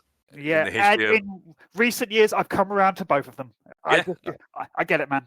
I didn't get it at the time because I was too sort of like, I want my characters edgy. I want them Wolverine-like. I want them to be sort of like fucking authority. You were too 90s, weren't you? That's what it was. You were just too 90s. Yeah, the 90s, we didn't ask for much out of our characters, but if they were anti-authority, that went a long way towards it. That's about it, really, isn't it? Yeah, that's pretty much the entirety of it. So, speaking of 90s characters, although this isn't a 90s character, but her 90s design probably is the most remembered. In actual fact, they've barely changed her. I'm going to pick Betsy Braddock as my next team member. Yeah, I see where you're going with this one. Yes, I do like Betsy a lot. She was first appeared in Captain Britain, issue 8, 1976, as his sister. Psylocke, however, her code name, first appeared in the New Mutants Annual Volume 2, 1986. So, Betsy was created by Chris Claremont and Herb Trimpe. I'm guessing I'm saying that right. This is a character with a complex history that has been retconned and messed around with so much. On paper, depending on your viewpoints, you might feel like what they've done in the last few years is somewhat awkward, but I kind of like the dramatic impact of it and the dramatic implications of it. So Betsy is, of course, Captain Britain's twin sister. She's sort of gone through phases of being Captain Britain, part of Excalibur, the British mutant, task force and whatever. She gets brainwashed by the ninja group The Hand and physically altered to look like an East Asian, which might be problematic today. She becomes Lady Mandarin, the Mandarin's assassin. Her memories return in a fight with Wolverine, which is really cool how it happens because her powers manifest in like this psychic knife, isn't it? And she she can create like psychic blades. I love the way that like when she uses her psychic powers, it sort of creates like a butterfly image. It's just kind of beautiful and kind of cool. Yeah. But she like stabs Wolverine with her psychic knife and then suddenly gets all her memories back. And she becomes the Betsy Braddock of old, but has all of her previous all the fighting abilities and skills that she acquired as the Lady Mandarin. So she's effectively Lady Mandarin with Betsy Braddock's mind inside the body. She's a super powerful martial artist with her psychic knife. She has like quite an interesting relationship with Angel in the comics when they start moving. Because at one point, like Psylocke was sort of in this love triangle with Cyclops and Jean Grey, which is kind of meh. There's lots of really funny moments, isn't there, of Cyclops sort of talking and then going, Betsy, and like being like completely in love with her. It's really silly. I think her and Angel actually sort of have this interesting dynamic because they're both characters who have been changed by someone else at this point. Mm-hmm. So she was like probably the best thing about the X-Men Apocalypse movie, although she didn't really do anything in terms of story. Kind of there. She didn't really sort of like represent. She looked good, I'm saying. Olivia Munn looked good, and she the powers looked good, and it was accurate, and she had some of the cooler fight scenes. Let's be honest, the film is fucking terrible, anyway. No one's really any good in it, really. But I personally thought that her representation, visually at least, was a bit of a standout. That costume, the purple ninja costume with the strips on her leg. It's iconic. It's absolutely brilliant. The body swapping twists are kind of interesting as well. As I said, could be kind of problematic, but I kind of like the idea as well that the Psylocke that in the comics, you suddenly find out isn't Psylocke whatsoever, and that Quanon actually in Betsy Braddock's body appears later on in the 90s. It's that's not Psylocke. Yeah, what's going on? This is Psylocke. Yeah. And then they sort of double play it multiple times, and they body swap her back, don't they? In one of the later storylines. So you actually have Betsy in Captain the Betsy body from the late 70s and 80s, and Quanon is back in her original body, but actually as Psylocke, which is I kind of like that idea. Not sure where it's gone now. Can't really say, but for me personally, I've just always loved the design. I've always loved that there's this super badass ninja. The psychic knives concept is awesome. She has some outsider issues with the main team, which is helped by Wolverine, which I really like in the comics. She's great in Extinction Agenda. But yeah, just a really, really iconic character that I've always loved her design. And I think with proper consideration, I think there's a good story in her narrative as well that I think would fit well in my team. So that's Psylocke, aka Betsy Braddock, aka Psylocke. Yeah, another strong character. Has been around for a long time. I just love that psychic knife, dude. I just love it. That image of that big pink silent blade that comes out of her. And when she stabs it into people's heads, and 9 times out of 10, it fixed some plot problem, such as mental possession or something like that. Yeah. So no physical damage, but mentally it fucks you up. She's also just a great fighter. In Extinction Agenda, they all have lost their powers. She's running around with an assault rifle, and it's fucking badass. That is awesome. I've got a female character that's although she's extremely powerful, there's all this trauma as well. And while Psylocke has her own narrative, I kind of wanted someone that's just a bit more badass. I suppose I could say that Psylocke is a good counterpoint to your Wolverine in your narrative. In terms of on the ground frontline fighter, yeah. Yeah, better to look at as well if you're a bloke. as far as I'm concerned. I don't do hair. I'm not into hair. Whereas Psylocke, very sleek, very sleek. Anyway.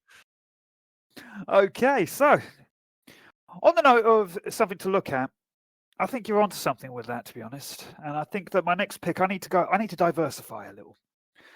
And to that end, I'm going to make my next pick for my X-Men team a woman. And that would be a counterpoint to Cyclops. Oh, yes, of course. Now, with all due respect to all the Jean Grey purists out there, go fuck yourselves. Emma Frost was the best thing that ever happened to Cyclops. I will fucking stand and die on this hill, man. Seriously. Like, every element of the Jean Grey story. I mean, I get you got your Dark Phoenixes and shit like that, but Cyclops became a such more interesting character once he ended up with Emma Frost. Now, the White Queen, introduced in 1980 by Chris Claremont and John Byrne, originally a villain of the Hellfire Club. And she is a telepathic. She is immensely strong, not quite on the same level as Jean Grey, but nonetheless a force to be reckoned with. And she fought the team on several occasions till eventually being brought across as a member.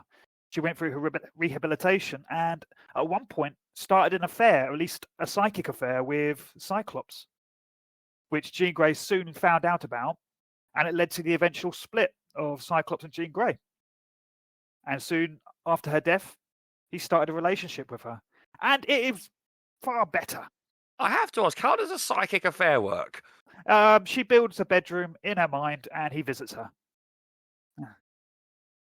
Yeah. Okay.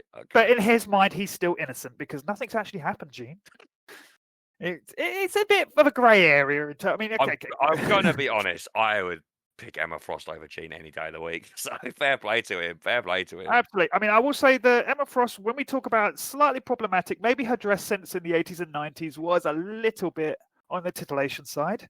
Yeah, definitely. I mean, she's practically like in lingerie, yeah. Like white lingerie, yeah. But her character is also immensely interesting. She's an aristocratic character. She comes from high breeding. She's arrogant, confident. She looks down on a lot of people. And she absolutely falls for Scott Summers. She feels that he's she likes his ideals. She sees the strength. She's like the complete opposite of Jean in so many ways, isn't she? On every level, yes. Yeah. And with the eventual return, there are times when her and Jean Grey do butt heads and come to psychic blows because of Scott Summers being at the centre of their friction. But in recent years, they have learnt to accept each other. Unfortunately, Cyclops made the terrible decision to get back with Jean Grey in recent years. Oh, dear. But there's a mutual agreement of understanding and respect between all of them. But those years when Emma Frost was Cyclops' other half, and just the power couple that they were, because she wasn't a subservient partner. She was as strong-willed as him, and she was happily give her opinion as and when it was required. She was also a good mentor to a lot of other mutants. She had her own team, didn't she? Yes. I believe she mentored the New Mutants for a while. Mm-hmm. And there's also, like, for instance, there's another series of mutants which I always enjoyed the relationship between them was the Stepford Cuckoos. Oh, right. This is a hive mind mutant of 5 girls, all who look the same. They're all blonde-haired, blue-eyed teenagers who all share a psychic mind. And being together makes them more powerful. And the 5 of them are the most powerful psychic mutant, more or less, on the planet when they're together. And she starts fashioning them after herself. Like, she brings them up to be more sort of like condescending and arrogant. And eventually they turn on her and just turn around and go, "We think we're too good for you." And she doesn't take that well. So, but nonetheless, I've always enjoyed her interaction with the other characters because once you get past the hard shell, in a very literal sense, once she manifests her second mutation, there is a softness underneath. And with her second mutation came the concept of being able to transform herself into a diamond entity. She could do that in the First Class movie, couldn't she? I remember that, actually. And one aspect of her shifting into that diamond aspect is she has to turn off her psychic abilities. So it leads to some interesting strategy and battles where she's snapping back and forth between which power she wants to use. So I like Emma Frost. I think she's a really interesting character. I think she's a flawed character. Another character that has a past that she's trying to make up for. Is she still within the X-Men at the moment? She's still a character. I believe she's on the Quiet Council as well. Oh, right, okay. And she's her own person. And She's always got something to say. I like hearing what she's got to say. Cool. Yeah, unfortunately, I've not read any of this. It's just what you've told me over the years. I remember when you told me that Cyclops is like, is with Emma Frost, and I was like, oh, it's like, wow. Yeah, what a twist. Yeah. But, it's a good thing, really. A good thing. Cyclops and Jean Grey, it gets old after a while. Yeah. So. Cool. Okay, so for my next pick, I am going to pick the one and only Kurt Wagner, Nightcrawler. Good pick. First appeared in Giant Size X-Men issue 1 in 1975, so he is part of the original reimagining of the X-Men after the first X-Men series was cancelled. The Stan Lee, Jack Kirby series was cancelled, and the reimagining by was it? I don't know. Was Claremont on there? No, actually no. So he was created by Len Wein and Dave Cockrum. So fair enough. Anyway, Nightcrawler, an immensely popular character, just a great hang, to quote a podcast.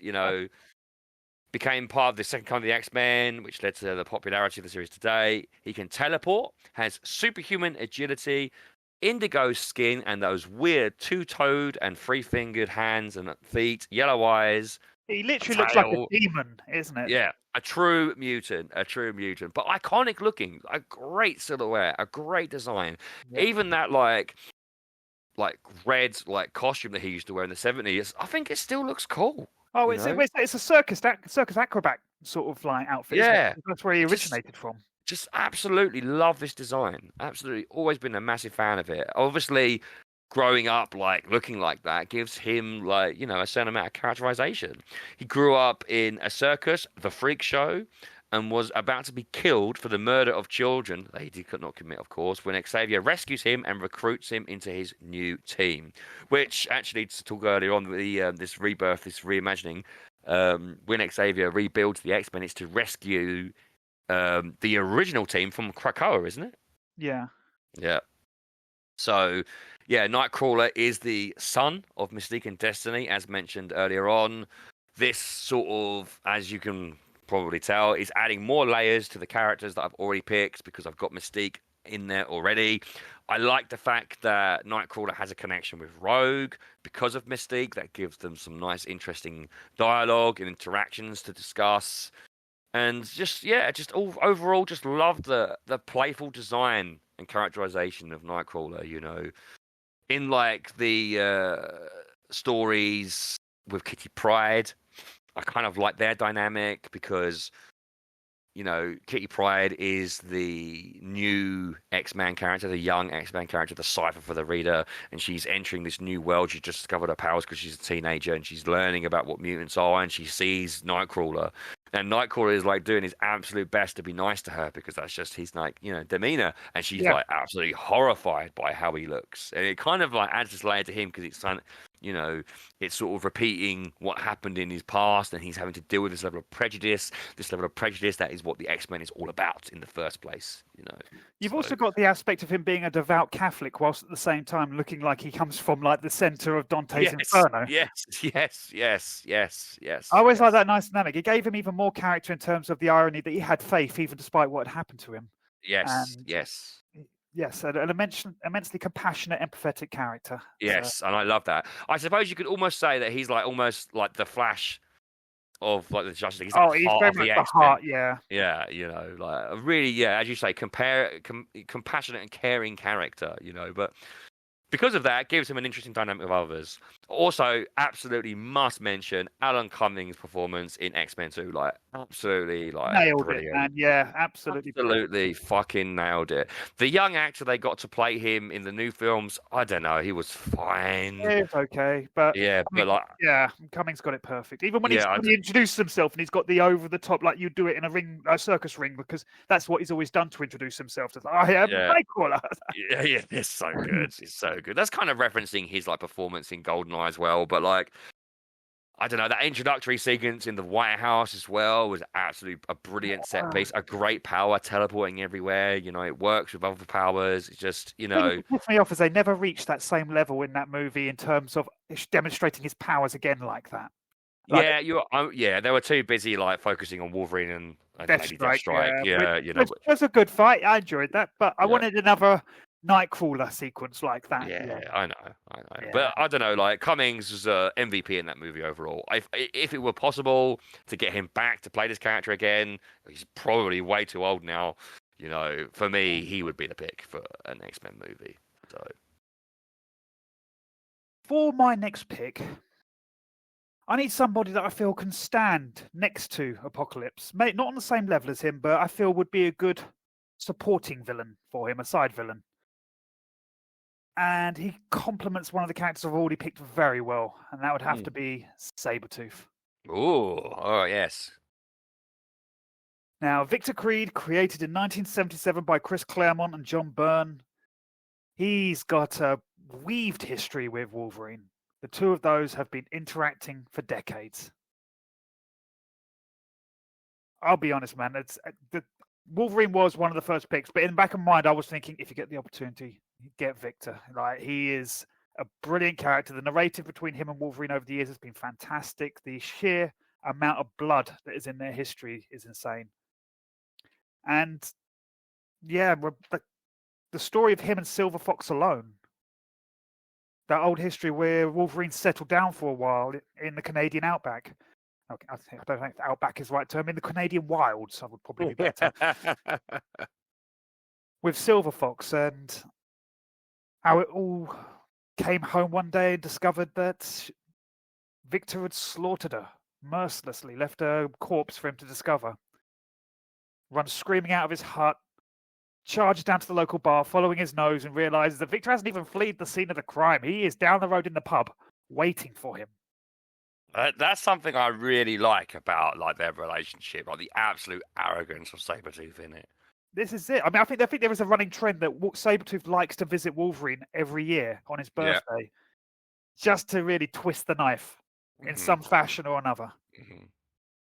And he has a healing factor that's on a similar level to Wolverine's, which was why their fights get so bloody, because neither can dispatch the other. That is why they're almost like they're destined to fight forever.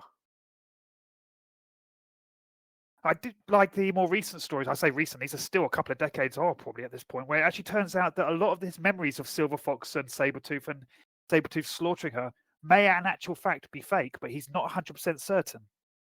I remember that story where he finds a set in an old CIA bunker, which is his cabin, and he starts to wonder if the memories have been implanted.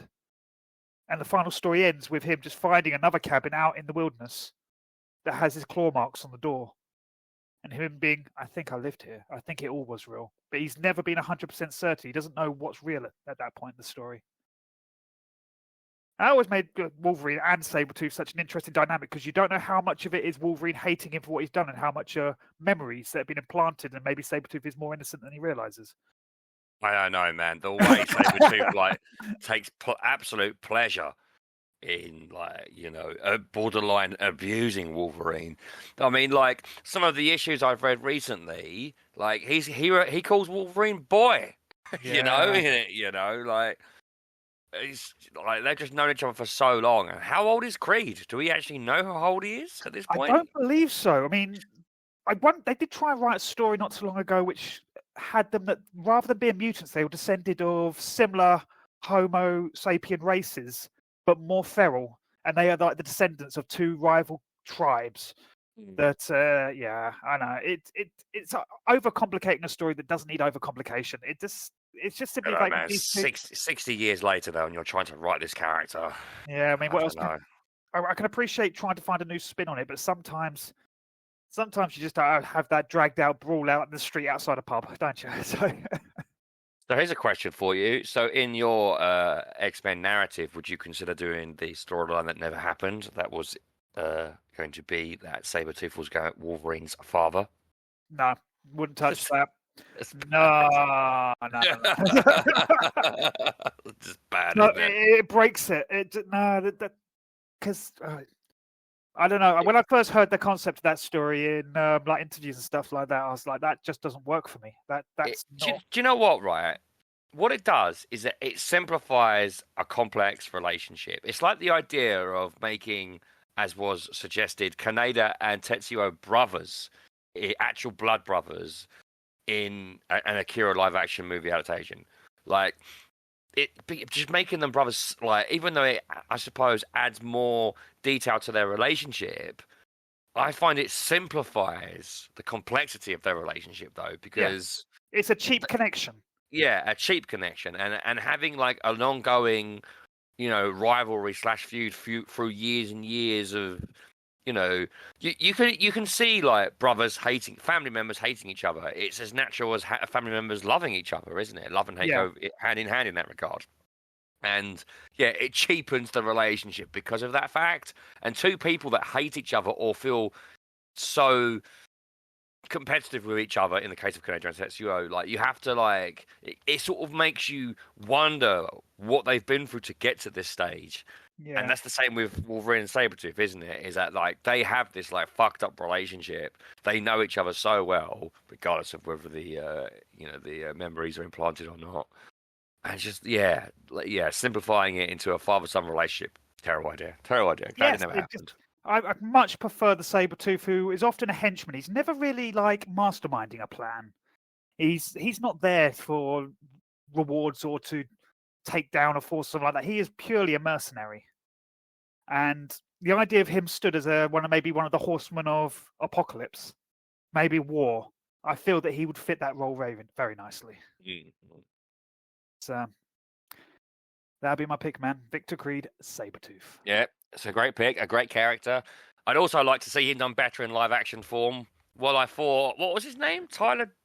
No, Tyler Fight Club. Tyler Mane, wasn't it? Tyler Mane. Whilst he had the look, I felt that the guy that played him in, my mind's gone blank on who it was, who played him in Wolverine Origins, maybe didn't have the look, but he had the attitude.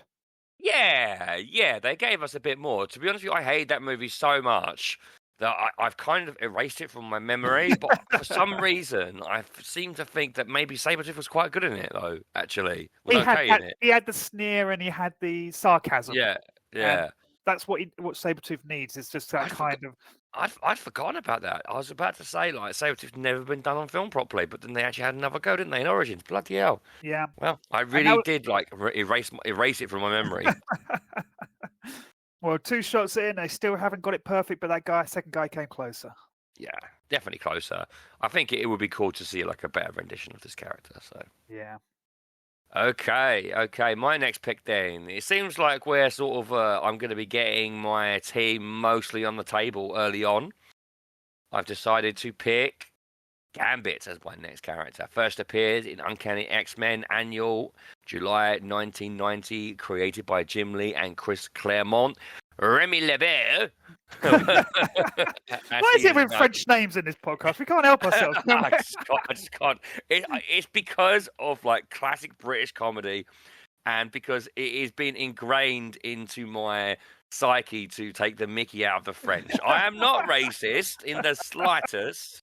I actually like a lot of French films as well. I'm not. I just can't help it. It's because of Allo. Yeah, I just can't help it. It's because of Allo. It's just watching that show, an incredibly racist show as a kid.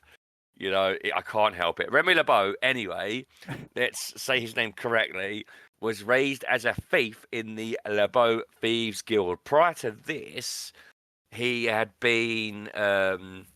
His parents had disowned him because of the colour of his eyes. And at this point, he had, like, little control over his powers. These powers being that he can biokinetically charge stuff and they will explode or become more powerful. I think, like, the concept of, like, kinetically charging projectiles is a sound one, but the idea of it being a pack of playing cards is, like, quite inspired. Quite inspired. It gave him a stylish flair. So yeah. Speaking of style, though, very 90s. Very, very 90s. I mean, what is with the yoga pants and, like, the pentagram around his neck, the head thing? I don't know what to say. Yeah, he's got some of the more interesting choices in terms of... Definitely, like, a 90s character, that's for sure. But anyway, so, like, long story short, he is part of the Thieves Guild. The Thieves Guild are sort of feuding with the Assassins Guild. he goes to marry Belladonna in the Assassin's Guild to merge the Assassin's Guild and the Thieves Guild. And if I remember correctly, it's Belladonna's brother who is against this and challenges Gambit to a duel. Because Gambit has no control over his powers, he accidentally kills Belladonna's brother by kinetically charging his weapon. This is viewed as being dishonorable, and so he is forced to leave the Thieves Guild, and this is where he goes to Mr. Sinister, pleading with Mr. Sinister to help him control his powers. Not the right person to go to, I think.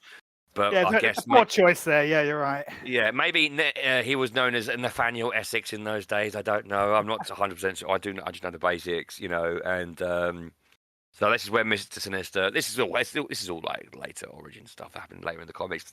He engineers his powers and tones them down, but basically acquires a favor that he will one day claim from Gambit, which is going to be to lead the Marauders into the sewers to kill the Morlocks, the famous X-Men crossover story, Mutant Massacre, if I remember correctly, which sort of goes into Inferno as well in the 80s. But Gambit eventually joins the X-Men by saving Storm, who's been turned into a child at this point, which is kind of a crazy storyline in itself in that era. So yeah, bit of a ladies' man. However, Gambit is obviously most well known for being romantically linked with Rogue. You simply cannot have Rogue without Gambit. The two of them have been entwined for a long time in one fashion or another. Mr. and Mrs. X. I mean, they literally became the moniker of the show, of the X-Men universe for a while. For a long time, Gambit's origin story was not, revealed, which obviously makes for an intriguing character. Over time, it's been retconned and arranged and stuff. But I think that Gambit is a better character because of his appearance in the X-Men animated series. I think he's a more nuanced, more developed character, obviously with the voice acting as well. And I think that this is probably what boosted him in popularity.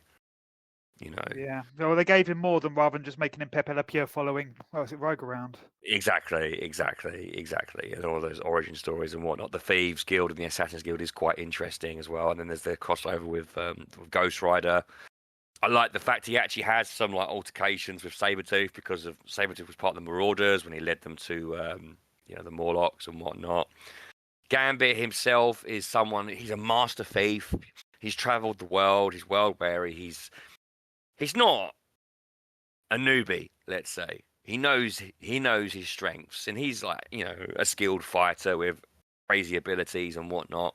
He has had some fun altercations with Wolverine over the years. They're both foreigners in America, technically speaking, and I think maybe it's Gambit because he's quite secretive, or was secretive about his past. Maybe because Wolverine felt a bit protective over Rogue in the early days. I seem to remember actually Rogue and Gambit going on their first date, and then Jubilee, Beast, and Wolverine following them to make sure Gambit didn't make any dodgy moves early on. Mind you, that would be quite bad to do that to Rogue, let's be honest with you. You can't make moves on Rogue. You're gonna die. But anyway, so yeah, he's another character who's because of his mysterious past and got a bit of an attitude, a bit cocky, means he sort of is able to sort of speak for himself in multiple situations as well. So potential for mystery and intrigue, and also altercations with other characters.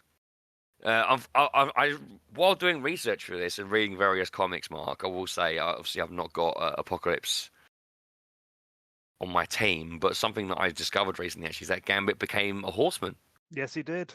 Which actually sounded like a really cool idea. He became a horseman just literally to keep an eye on Apocalypse, right? Yeah, he was a double agent, wasn't he? Yeah. Yeah. It's really interesting because Gambit, I always thought, was not really the sort of person to take orders. Well, no, actually, I never really felt like Gambit was the sort of person that would go out of his way to perform a good deed. Do you know what I mean? I always felt like Gambit was kind of always out for himself. Yeah, self-serving. Yeah. Yeah, and like he sort of just hung out with the X-Men because he had nothing better to do, and then until he met Rogue, and like the fact that he would go and do that, become a horseman to watch over Apocalypse and keep an eye on him, I think is actually quite telling of the character, that there is actually like some nobility there. Well, there's honor among thieves, as they say. So yeah, that's Gambit. So I have to say about one comic that I read not too long ago, actually, which had a fantastic scene with Gambit in it. Okay. Where it was crossover with Gambit, Wolverine, and if you remember, Sunfire. Yeah, I remember Sunfire. A Japanese one who could blast like lava out of his hand and everything. Yeah. There's just one sequence where they're in a police station and they're fighting against corrupt cops, I believe it was. Mm-hmm. And you just see a distant shot of the building followed with a blast of plasma firing up through the top of the building. Then you just see this distant speech bubble from Gambit saying, do you know what a load-bearing cantilever is? And Sunfire responding, well, yes, of course, it's the thing that holds up a building. He goes, good, because you just shot straight through it. And then the next shot is just the building slowly collapsing whilst they're leaping out of windows. I know, it's just his dry sarcasm, because he does have a certain dry sarcasm to him, always cracks me up. Yeah, that's something that I've always really liked about him. Yeah. Dry, sarcastic observations. That's his characterization in the animated series. Yeah. He's always got a quip or something, but it's very cool and very dry. So self-referential in the first person as well. Gambit don't like it when Rogue run away from him. Oh my god! Man, you better get this guy on your list fast. He's going to get cancelled.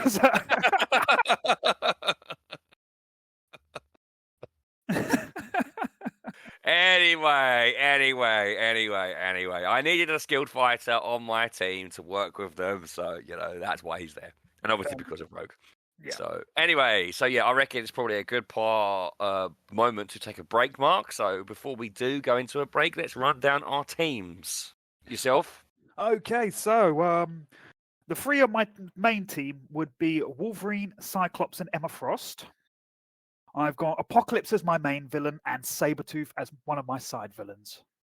Hey, and I've got Rogue and Captain Marvel. Captain Marvel obviously being the crossover character, Mystique as my main villain, and then Psylocke, Nightcrawler, and Gambit forming my team. Okay, well, we'll see what happens after the break, Mark. I look forward to it. Be right back.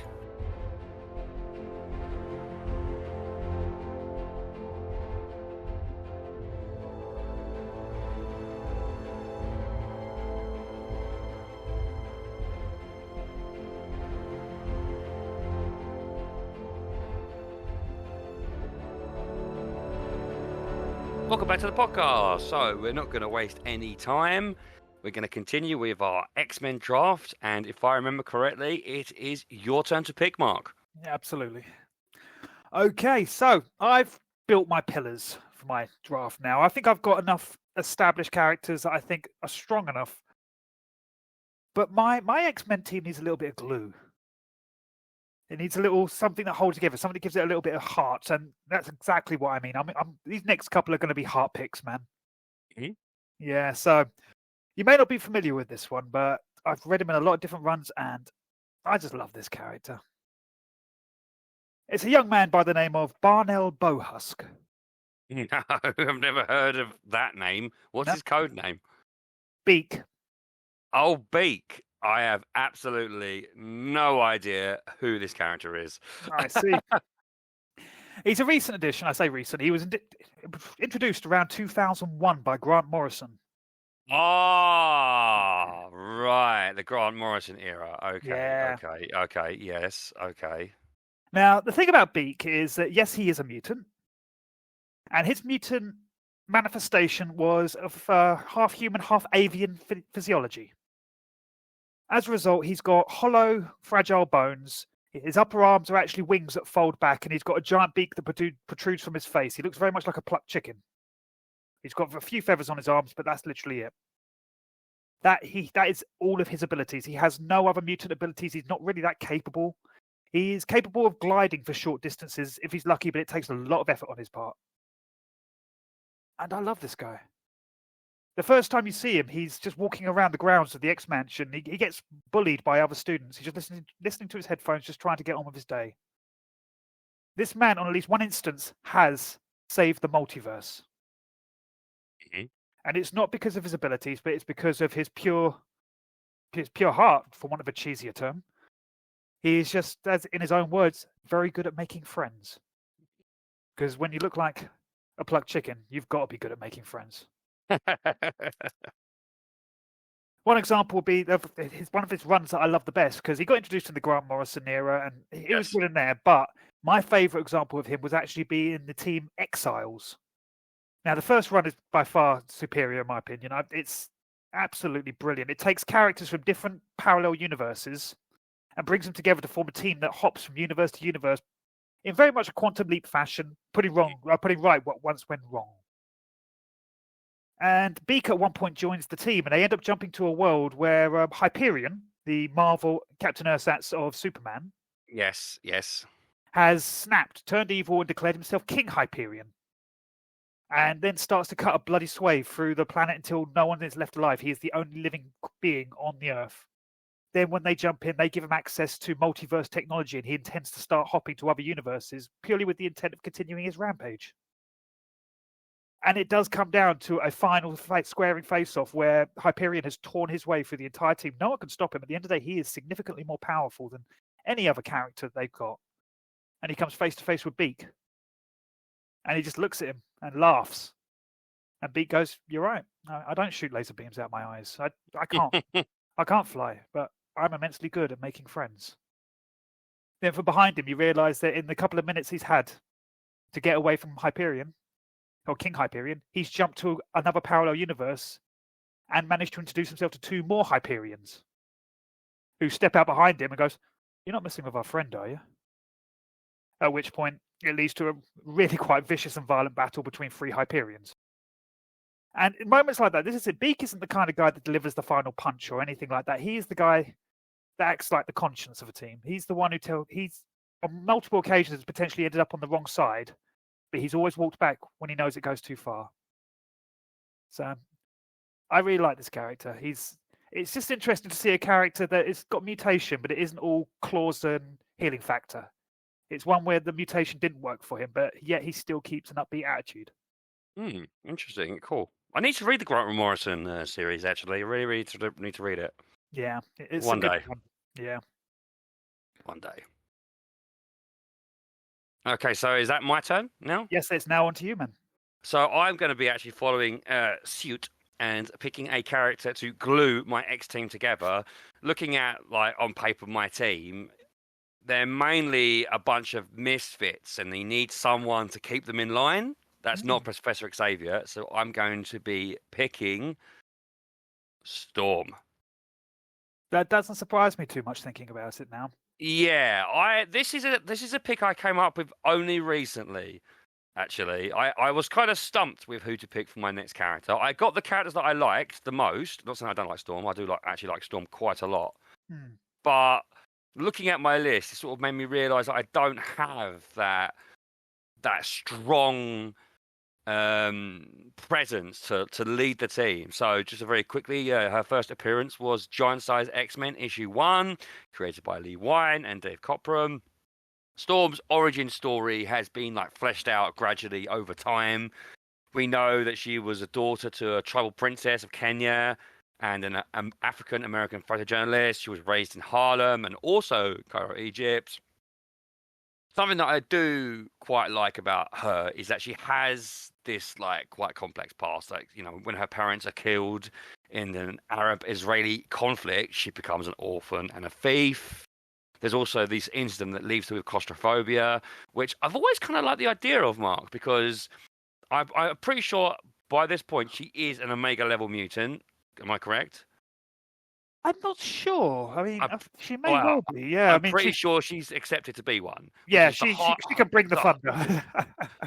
Is it? I mean, come on. It doesn't really get. When you look at it, really, right? She is like a one-woman army.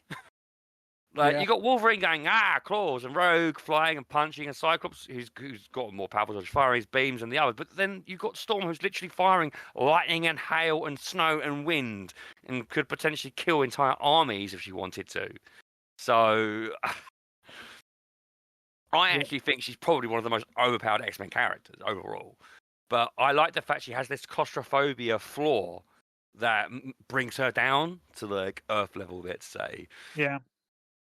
I also think, as well as being being like a leader for my team, I think that her motherly instincts that are shown in the comics, such as with Kitty Pryde, will work very well with like Rogue, who's going to be my protagonist. Psylocke is she's going to sort of represent the outsider of my group because she's obviously Betsy and the Betsy Quantum storyline, and she's fucked up, so to speak. So I kind of feel like I needed that maternal instinct, that strong personality to glue them together, the leader qualities.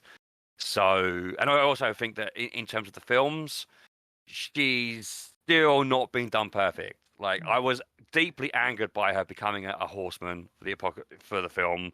I imagine she may have become one at some point in the comics, but like, I don't know, man. Like, the punk look I've always quite liked. I don't know in terms of what appearance. I can't really say. Yeah, that was a badass hairstyle. Yeah. And the actress and the look. The actress looks good. She looks better than Halle Berry, that's for sure. Halle Berry was not good as Storm at all. But like, there's just more to her. There's a lot of potential for actual like character depth and characterization. Obviously, there's the relationship with Black Panther that happens much later on. If you wanted to cross over with the MCU, but like, I think there is enough potential and space to give her a really good characterful arc to make her relatable and interesting, but also relatable and interesting to the rest of the cast that I've picked. So yeah, that is Storm, Aurora Monroe.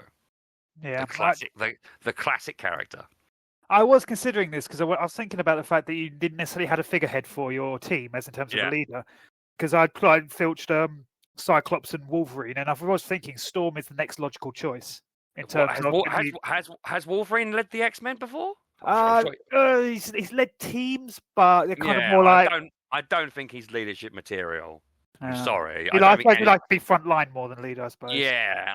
When I look, you've got Emma Frost and White Queen and Cyclops. Those are like the two big like figureheads, I think, apart from Storm. So looking at my list, I was like, I've got to have her. This is a must pick now. There were a few other possibilities, but absolutely must happen. So that's Storm. Okay, so coming back to me, my next pick is going to be one of the side characters. This is one that's actually got a little bit of a dark story to her. Okay. And this is Danger. Danger. Yeah. Now, she's a Joss Whedon creation from 2005. Okay. I think this character might intrigue you. It's an interesting concept. Go on. What it is back in the day, the X-Mansion has been destroyed on multiple occasions, hasn't it? Of course, yes. And this is what happened is eventually it all got upgraded with Shi'ar technology, thanks to Xavier's connections, including the Danger Room, which was totally refitted with much higher level technology to the point where it actually had sentience in its AI that was designed to test the X-Men. And after a period of time, it started to evolve. And not long after, and this was acknowledged through like retcons and whatnot, that Xavier actually heard a voice coming from the Danger Room saying, "Who am I? What am I? Let me out." And he started to realize that it had become self-aware. Oh, it's so lame. I'm sorry. I like it, man. This is lame. This is so lame. I'm sorry. I liked it. No, it's a character bred out of, what's the word? Resentment over the fact that she was programmed never to kill, that she could never go full on against the X-Men. And eventually manifested into a humanoid body with knowledge on how to fight all of the X-Men, and started off first as a villain, but eventually joined them. She still has some issues with Xavier himself. She doesn't like him, but she does like a lot of the X-Men. And while she never actually joins any of the teams or fights with them so much, she does like to be around them. And at one point during, I believe it's the Utopia run, they actually end up with a thing called the X-Brig, which is their own personal prison where they lock up villains that they can't trust to be among humanity. And she's actually the warden of that prison. I don't know. I always liked Danger myself. Well, I think it's contrived. Actually, I think it's pretty lame. But that's just me. That's just me, mate. That's just me. Really, you need to be convincing the listeners, really, that this is a great idea, because you cannot convince me this is a great idea. Yeah. So this is a side character. Yeah. So what? She's like an anti-hero kind of character, really? Is that what you're saying? Yeah. I mean, she has times when she fights and stuff like that, but she doesn't see herself as one of the X-Men soldiers or anything like that. She's okay. Like, she wouldn't be on a main team. Okay, then. All right, then. For my first side character pick, I'm going to pick a character that goes with a character I've already picked, and that is the character of Quanon.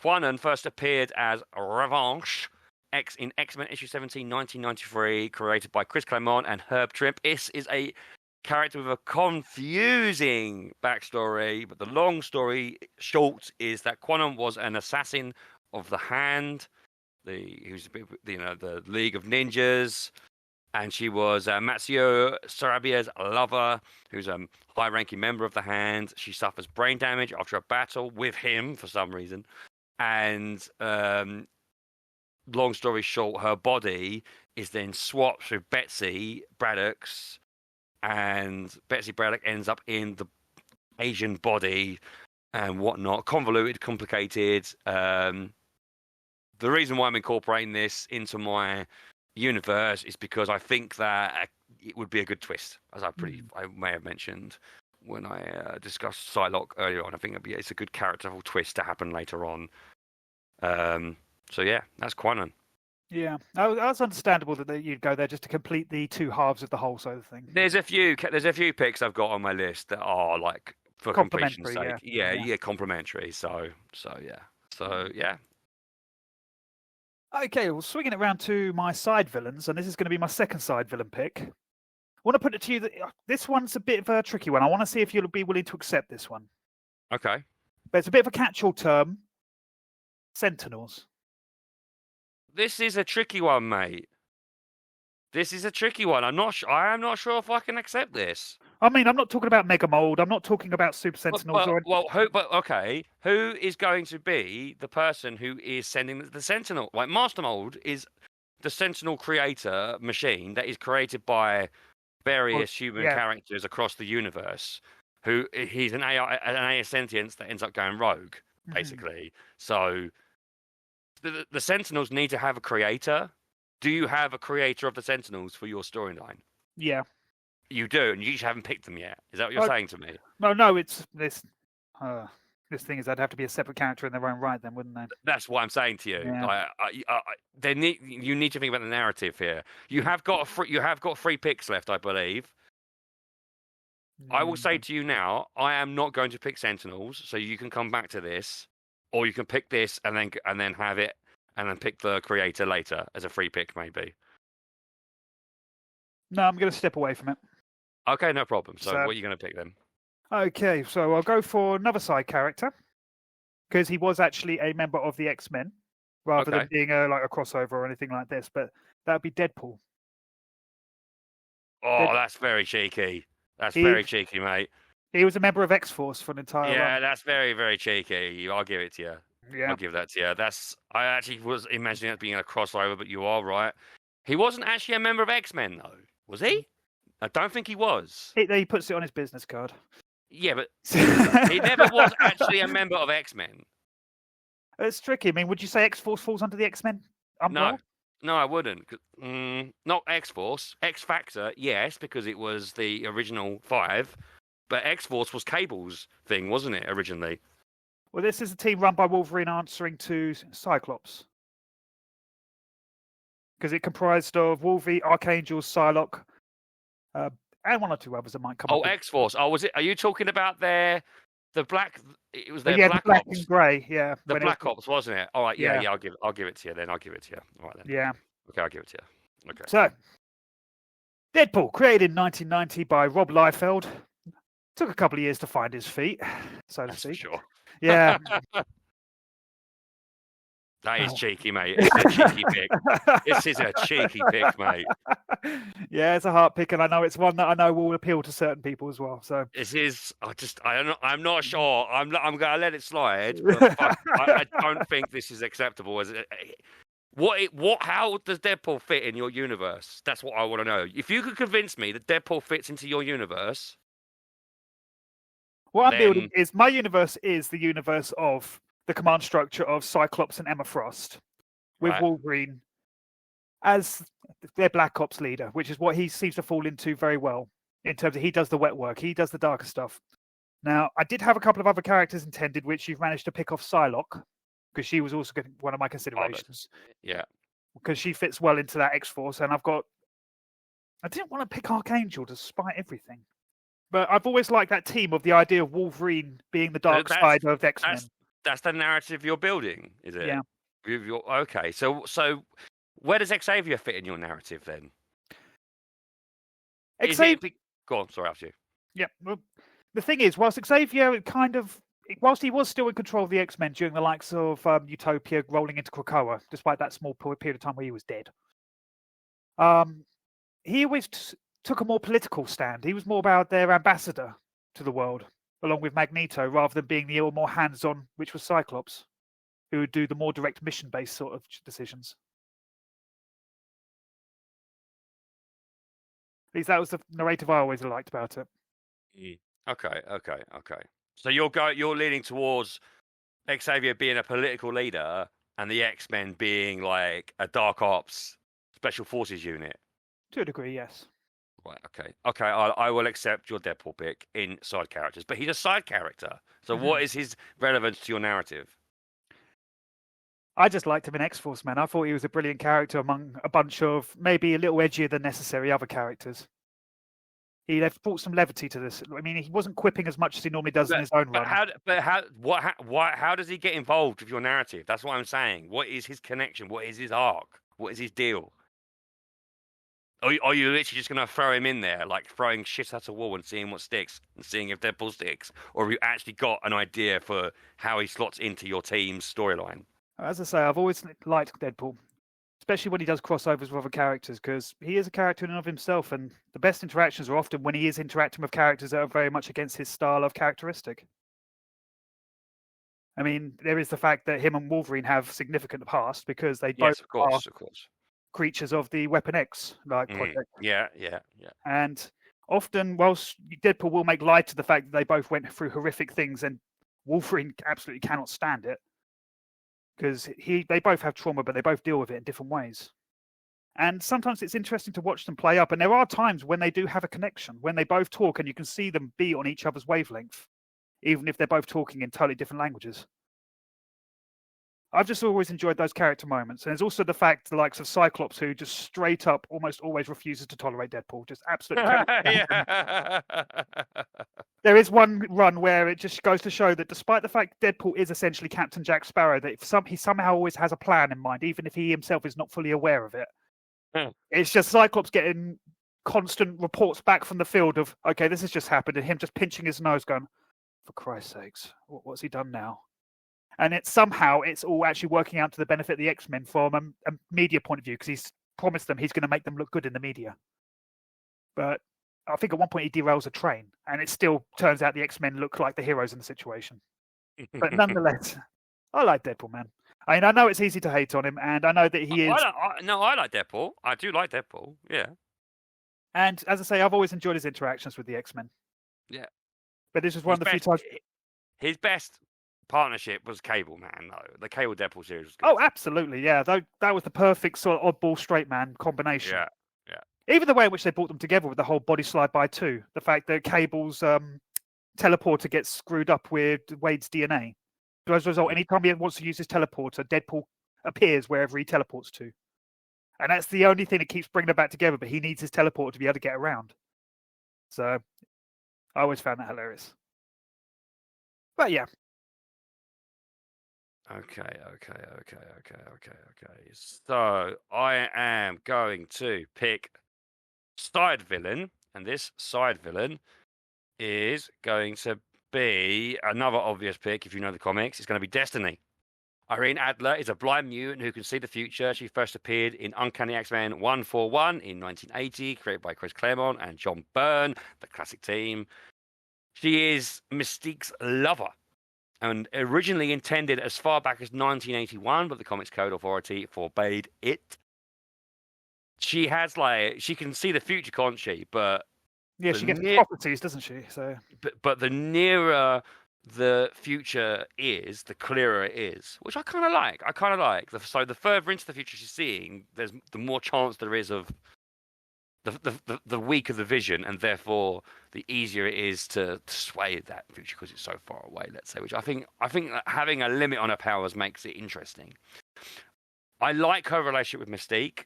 Obviously, I like her relationship as surrogate mother to Rogue as well, and obviously she is Nightcrawler's mother because Mystique is the father. So, and she's also, the person that Mystique forms the second Brotherhood of Evil Mutants with. So, again, this is just another piece of the puzzle I've been slotting together, building my narrative. I do believe, Mark, that she died in the early 90s, and there was a massive story arc involving finding her diaries in the 2000s. Or is that right? Oh yeah, that does ring a bell. Actually, I don't know if I read that, but I did read synopsis about it. Yeah, which was quite interesting. I believe she's back now in the universe. Not 100% sure, but yeah. So Destiny, I always quite liked her design as well, like the gold mask and the white headdress and whatever. Just quite a unique looking character. So with an interesting set of powers, but also relationships with the characters I've already got. So that is my next pick, which is Destiny. Okay. So right now I've got, I believe, 5 people on my team, my X-Men team. So I'd like to use one of my free picks to add another character to my X-Men team, if that'd be okay. So your X-Men team?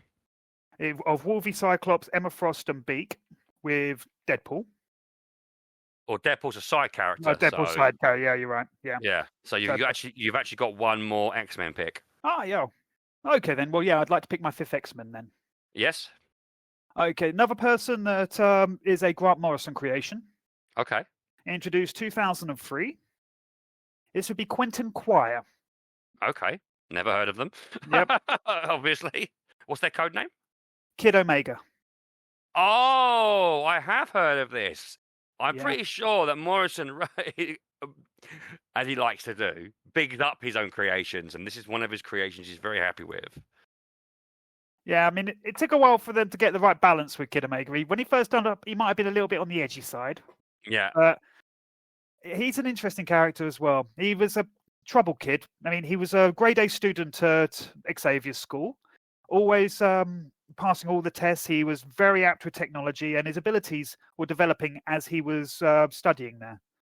Now, first off, he's telepathic and telekinetic. He's got the ability to manipulate people's minds, but he's also got the ability to manipulate his own mind.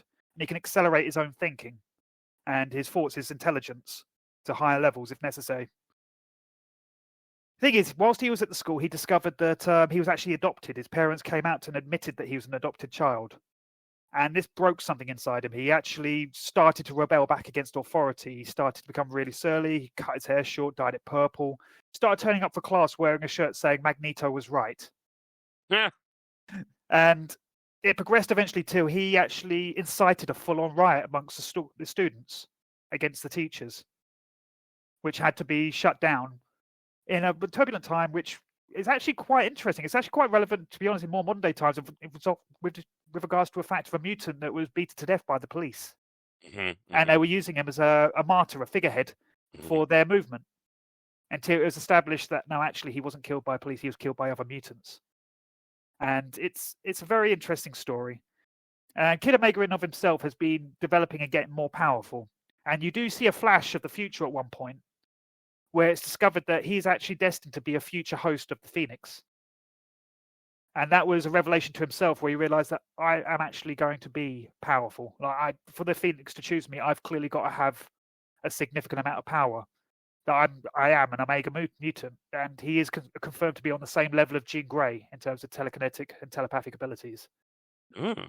And one thing I liked about him is he took a look at Psylocke at one point and goes, "You've manifested blades there. Maybe I could do something like that." But rather than manifesting blades, he manifests like telekinetic guns that fire telekinetic bullets, for want of a better term, so literal mind bullets. He's still very surly, but he seems to have toned it down a little bit. Wolverine and him have got an interesting dynamic. The Wolverine sees him as the student that needs the most teaching, so keeps dragging him on missions, trying to set him straight, and he just keeps pissing Wolverine off. And the two of them have some great banter and dialogue. Just another sort of heart pick for me, to be honest, on this one. Also, he was introduced during an era when Frank Quitely was drawing the X-Men, and I always love Frank Quitely's style. I love Frank Quitely's art style. Yeah, it's phenomenal. It's got a very specific style. I believe he's the same guy who did All-Star Superman, and that sort of design and style, I've always liked it. Very apt for X-Men, especially during that era. It reminds me so much of that X-Men, new X-Men Grant Morrison one.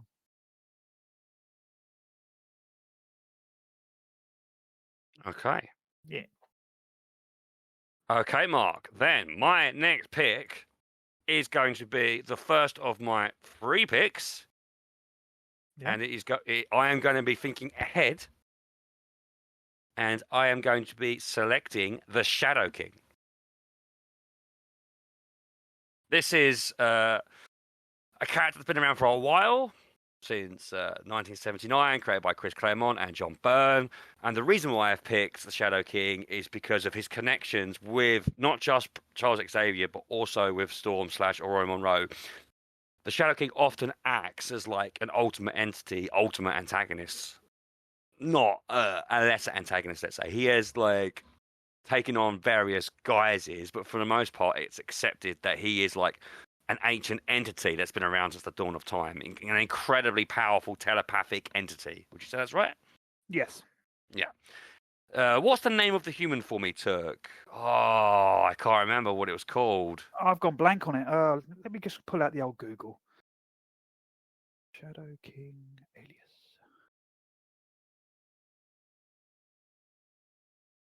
Amal Farouk? That's it, Amal Farouk, that's correct. So there's that as well. But what interests me the most about this character is that Storm's period where she was a pickpocket thief was working for like his own syndicate. And while the Shadow King has been a villain to many characters, he's always had this weird fascination with her. You know, this is sort of exacerbated in the animated series. I can't remember having the comics or not, when he possesses her son, which is actually quite a good episode.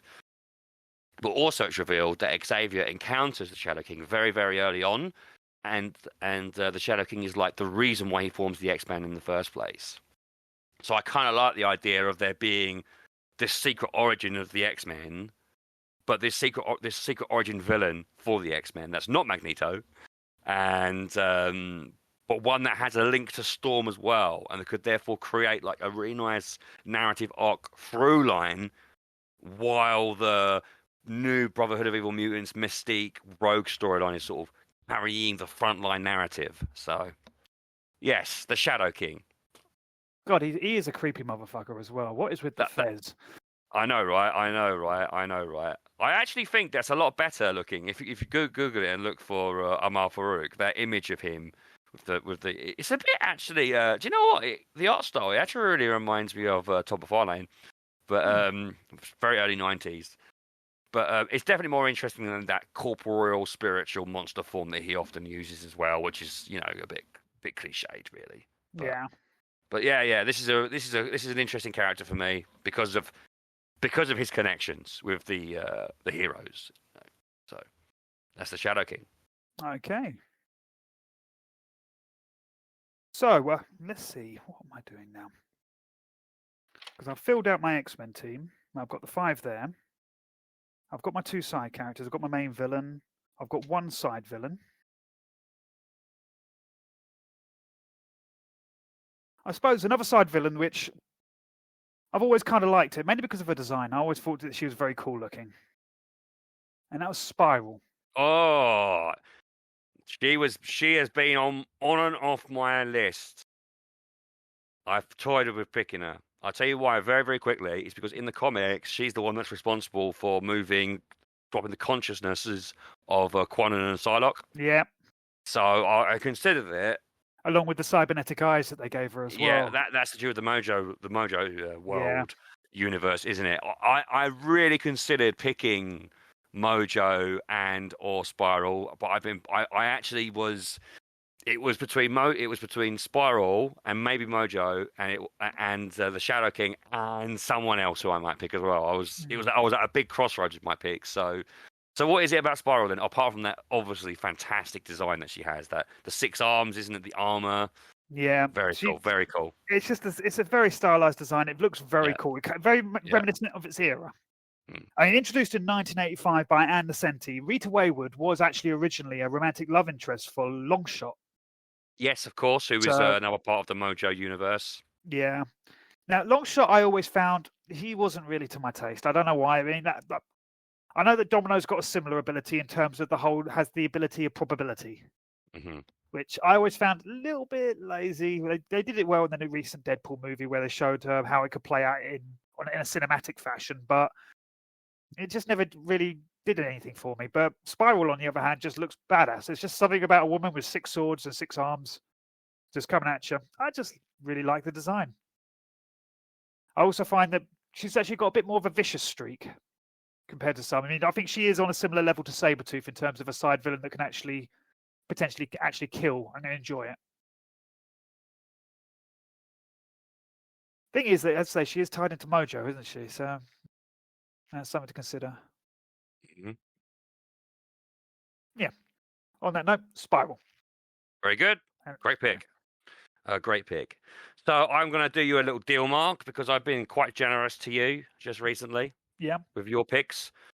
For my next 3 pick, I would like to pick the Hand, but include Matsuo Surabia within the Hand.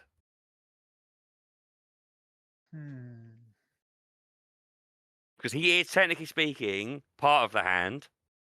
He's not like the leader, so he's not really like some like grand super antagonist. And the reason why I want him is because obviously he is Quannon's partner. And he's the reason why Quannon and Psylocke are body swapped. So okay. Well, on that assumption, right? I mean, I'm not going to outright say that I've picked characters to be horsemen for my Apocalypse, but would it be unsaid that Apocalypse comes with some nameless people to be? Oh, come on! I'm not going to say that. I'm not going to say it's going to play by that horseman, and that's like me saying that Mystique comes with the Brotherhood of Evil Mutants. What? Exactly, but it's not. But I haven't said that though. I'm picking the Brotherhood. Yeah, but you're choosing him. And those Hand are his henchmen, aren't they? Well, no, he's just part of the Hand. I'm picking the Hand, but Matsuo Surabia is in it. But you're picking an entire team. Well, not really. It's a bunch of faceless ninjas. That's all it is. They are literally just like fodder for them to fight. But you wouldn't give me Sentinels. I'll let it go because you did let me have Deadpool. So come on, I gave you Deadpool, man. And not as your X-Men team. So you got extra X-Men characters. And you've got your 3 picks still. And I'll let main reason I allow it is because you're right, it does fit into a narrative story for all the characters you put together so far. Yeah. Okay. Fantastic. Thank you very much. I'm sorry if that hurt you, but I'm not sorry really. Because I haven't forgiven you for that Deadpool pick still, to be honest. That still hurts me a lot, really, that you picked him for that. And as a side character, that's podcast draft subterfuge, mate. I could feel the hostility emanating off you. Go on then. One more. Go on then. Next one for you. Okay. This one falls a bit more into my darker team. And it's a free pick for another side character, but he's going to be part of the wet work, the Black Ops side of it, and that would be a gentleman by the name of Phantom X. Phantom X? Yeah. So what does Phantom X come under? Side character or? Side character, yeah. Okay. So he is, because I'm using him as a free pick for side characters. Yeah, that's fine. That's fine. This is a gentleman called... Go on, off you. This is Jean-Philippe. He is introduced in 2002. Yet another Grant Morrison introduction. And he actually, the first of the X-Men that he meets is Jean Grey. Okay. They actually come face to face whilst dealing with a breakout from a government moving truck that's like a prison truck that's moving an unconfirmed being. He comes face to face with him and goes, "I work for an independent team. I'm a cat burglar by nature, but I've got some rather powerful people that are interested in me helping secure the creature that's broken out of this carrier. And she asks who it is, and he goes, "It's Weapon 13." By the by, they try and track down this creature, and then at the last minute he disappears on her, and it becomes to the revelation that in actual fact he is Weapon 13.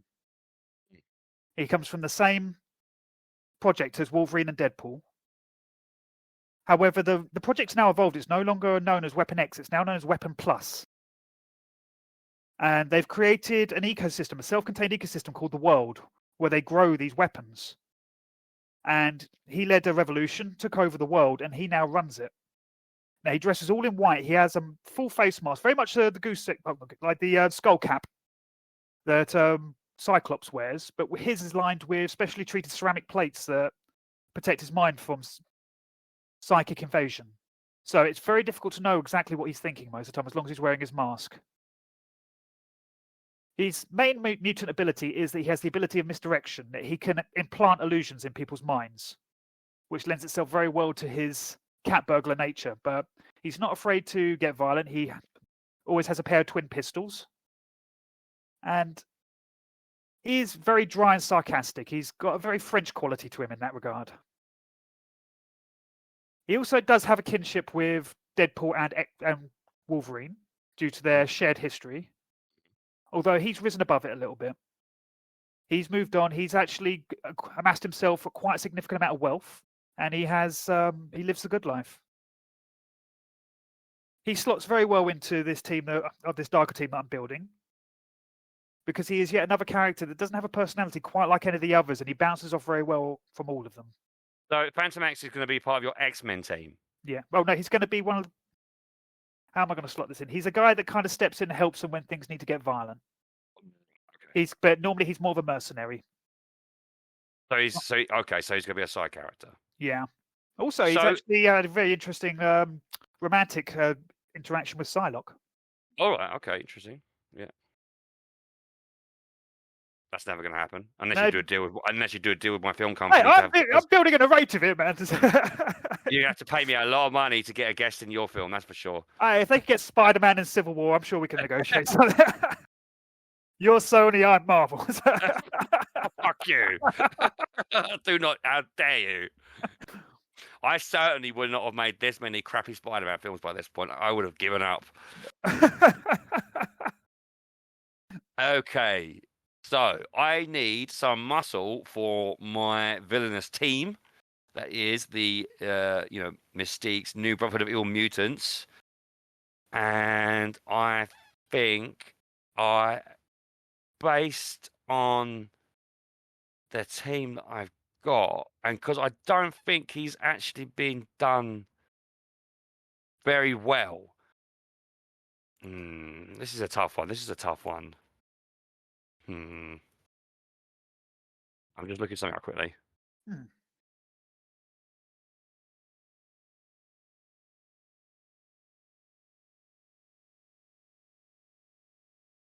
Yeah. You see him in two minds, man. It's because I'm running out of picks. That's what it comes down to. Yeah. Time is running out. Picks are running out. I think because there's two characters that I want to pick from, and neither of them have been done accurately in the films before. But I'm actually going to go with Pyro for my second side villain to work alongside Mystique and Destiny. Yeah, he's always been a bit of a... They turned him into an X-Man emo character in the films, which was very incorrect. I mean, I'm fine with new takes, but that's just what it was. And Pyro himself is quite a characterful personality. Remind me, is he English or is he Irish? Because in the X-Men comic, in the X-Men animated series, he's very British. Very, very, very British. I don't know if it's the cartoon influencing me, but I've got to sworn he was British as well. Yeah.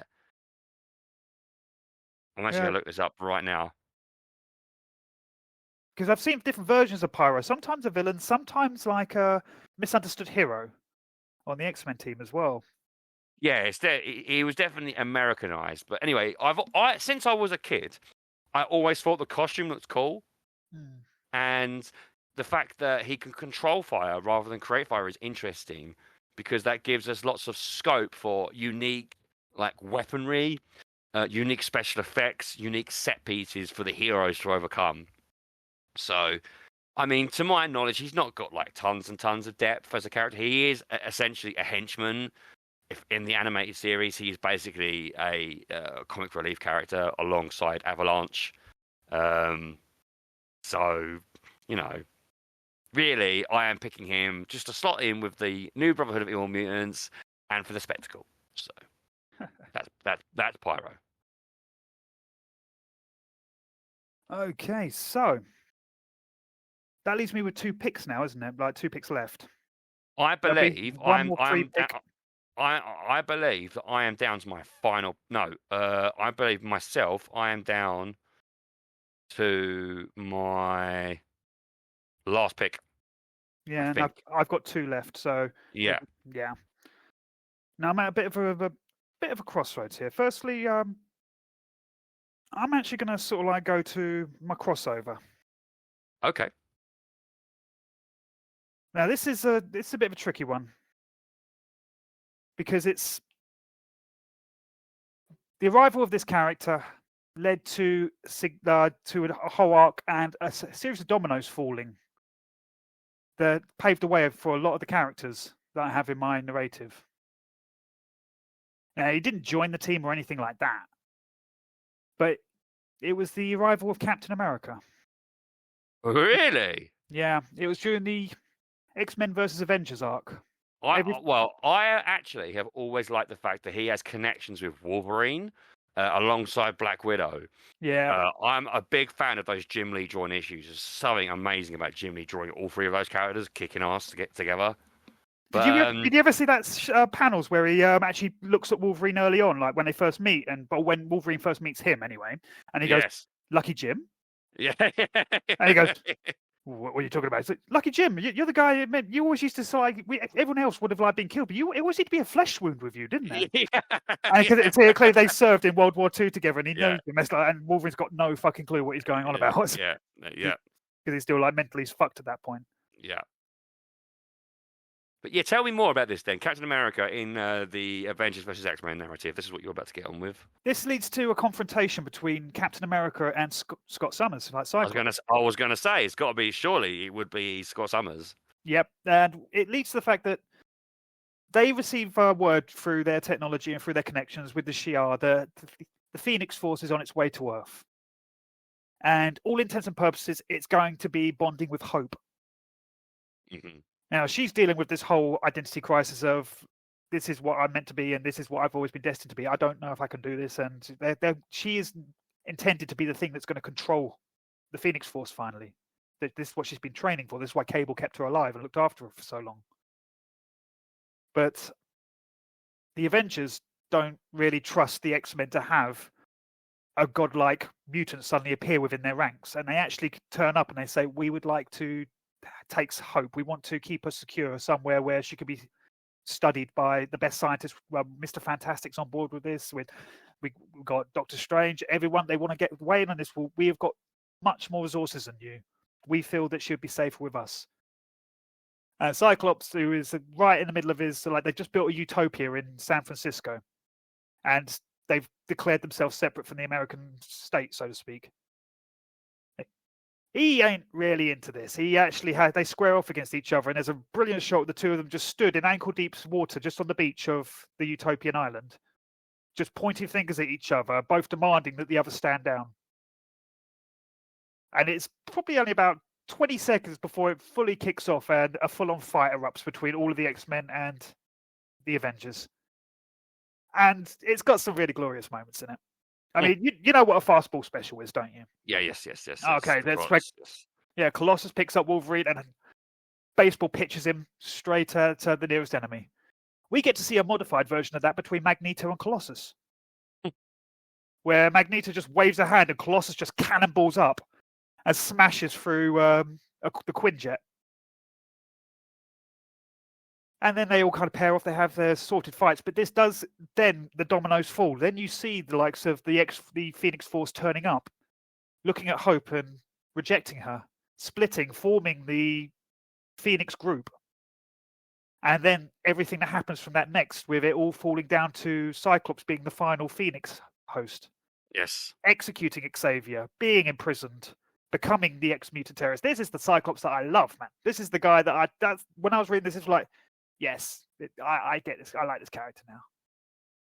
And it in my mind, I mean, there were clearly events prior to this. I mean, you could argue that it traces its roots all the way back to Days of Future Past and Executioner's Song and all of that sort of stuff. But for me, this was a significant moment when a lot of stuff happened following it. So for me, my crossover character is Captain America. Why is he crossing over into your universe, though? Mainly because it is, after this when you started to get the evolution of the X-Men.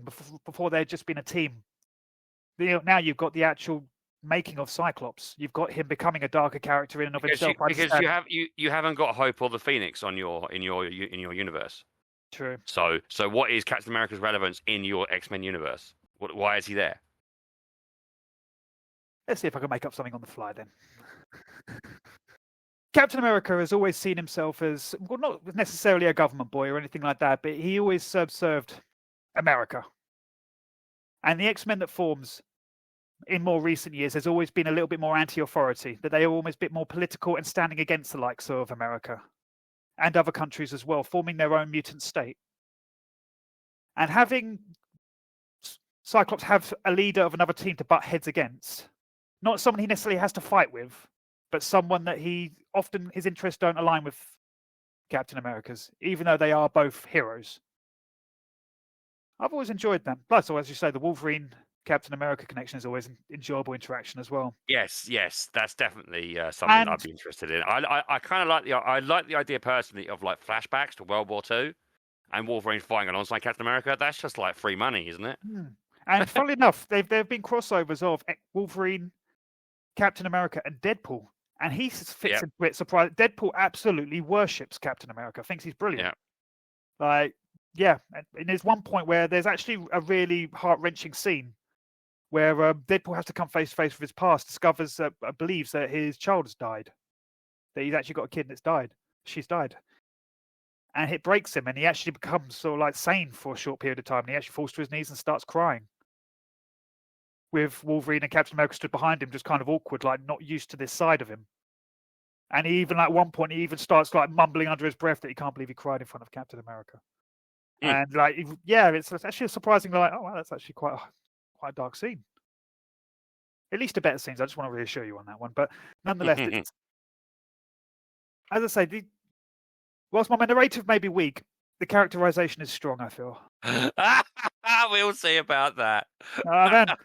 Thing is, I think that a lot of people pick these characters not because of their narrative, but because of their character.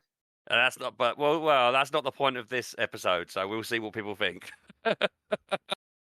We shall. Okay, so I've got my last pick, I believe. 1, 2, 3, 4, 5, 6, 7, 8, 9, 10, 11, 12. Yeah. This is difficult. Side character. This is very, very difficult. Oh, this is difficult. Oh. I'm starting to feel like if I had 14 picks rather than 13, right? Mm-hmm. I'd know exactly who the next two are. But I've actually woven quite a complex narrative with these characters and the villains that it sort of put me put my back up against the wall.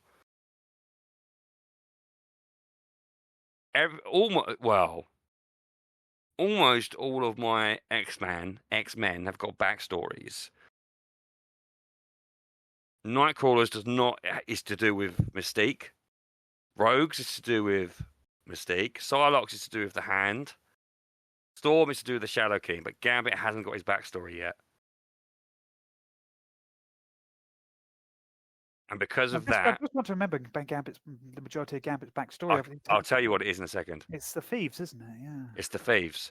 So I am going to go for side character Belladonna. So yeah, you have the thieves and the assassins guilds, and Belladonna is part of the assassins guild, if I remember correctly, and Gambit is part of the thieves guild, which is with his brother, as mentioned earlier on in the episode when I talked about Gambit. And there is a marriage between Belladonna and Gambit to bring together the two factions, and this is then swept under the rug and then brought out during Rogue and Gambit's courting phase, which brings out the conflict. I'm going to ask you a question, Mark. Certainly. I don't know whether you're going to let me get away with this or not, because I have been very, very hard on you. Yeah. Yes, you have. Yeah. Does Rogue, as a character in my universe and her backstory, come with Cody? Nah, man. I'd have to say this is... Fair enough. No, that's fine. That's fine. Obviously, to explain, in most universes, Cody is a very important character to Rogue because Cody is her first boyfriend who she kisses and puts into a coma. I wanted to incorporate him into my universe because there is a story in the Rogue limited special series in the 2000s where Belladonna uses Cody to get back at her for stealing her boyfriend Gambit. Didn't know that. Oh. Yes, and it ends up because Cody's in a coma for years and years and years and years and years. Yeah, he's the start of her trauma, so to speak. That's correct. And he ends up dying at the end of the storyline. It's like Rogue finally saying goodbye to him, so to speak. It's not bad. Aww. It's not a bad story.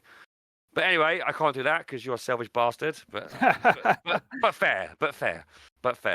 And so I'm going to go with Belladonna, who is, as I say, obviously Gambit's betrothed. She will appear in my narrative to create complications between Rogue and Gambit, of course. She is...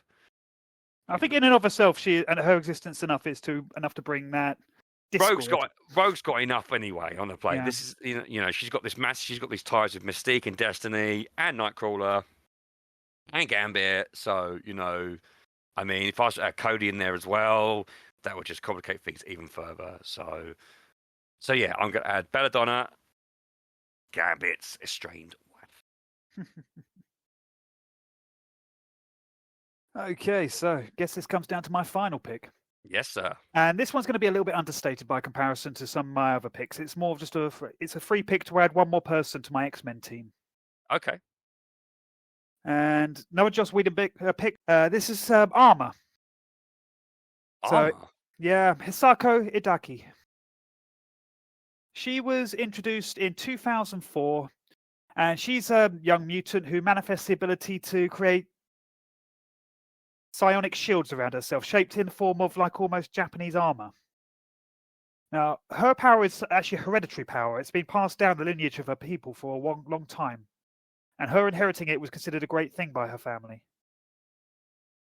And in more modern times, it was established in actual fact this was just a manifestation of the X gene, and she was sent to the school to study. And Wolverine immediately took her on as a protege. He actually took her on, despite her not really wanting that.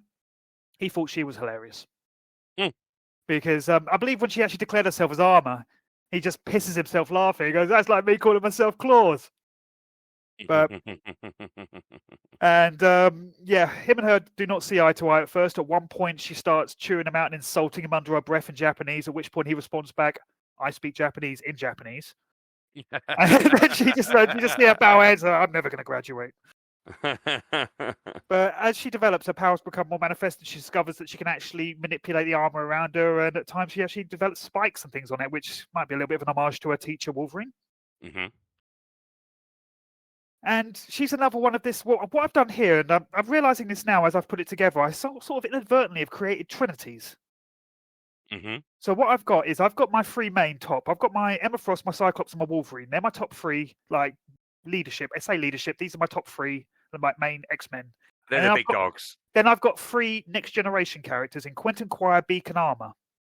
And all of these characters do tie in well to, I mean, Armor being respective to Wolverine. Quentin Quiet has got a similar manner of like sarcasm and arrogance that matches well with Emma Frost. And Beak has got a certain heart and charm and a willfulness that want to be better that I feel ties in well with Cyclops. Then I have the trinity of my side characters in Danger, Deadpool, and Phantom X, all of which are a lot more violent, who I feel tie in well on that side. And I've even got a trinity of villains in Sabretooth, Spiral, and Apocalypse. And now I mention, I think Spiral would make a good Horseman in and of herself as well. If I agree with that, yeah. Mojo would loan her out, so...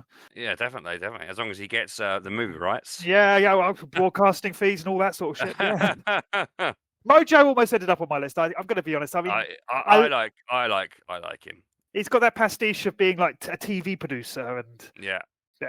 But yeah, I think I found a balance here. Like inadvertent as it was, I'm happy with this. Yeah. Yeah, I'm happy. So have you completed your list? Yes, I have. Cool. Okay. So let's do a rundown of our picks, and if you can, try to incorporate the narrative ties between them, please, sir. Okay. So my narrative team would be, you got your Magneto and your Xavier as more of the political characters in my story. I'd have Cyclops as the main head. However, he operates usually in a trio with the White Queen and with Wolverine.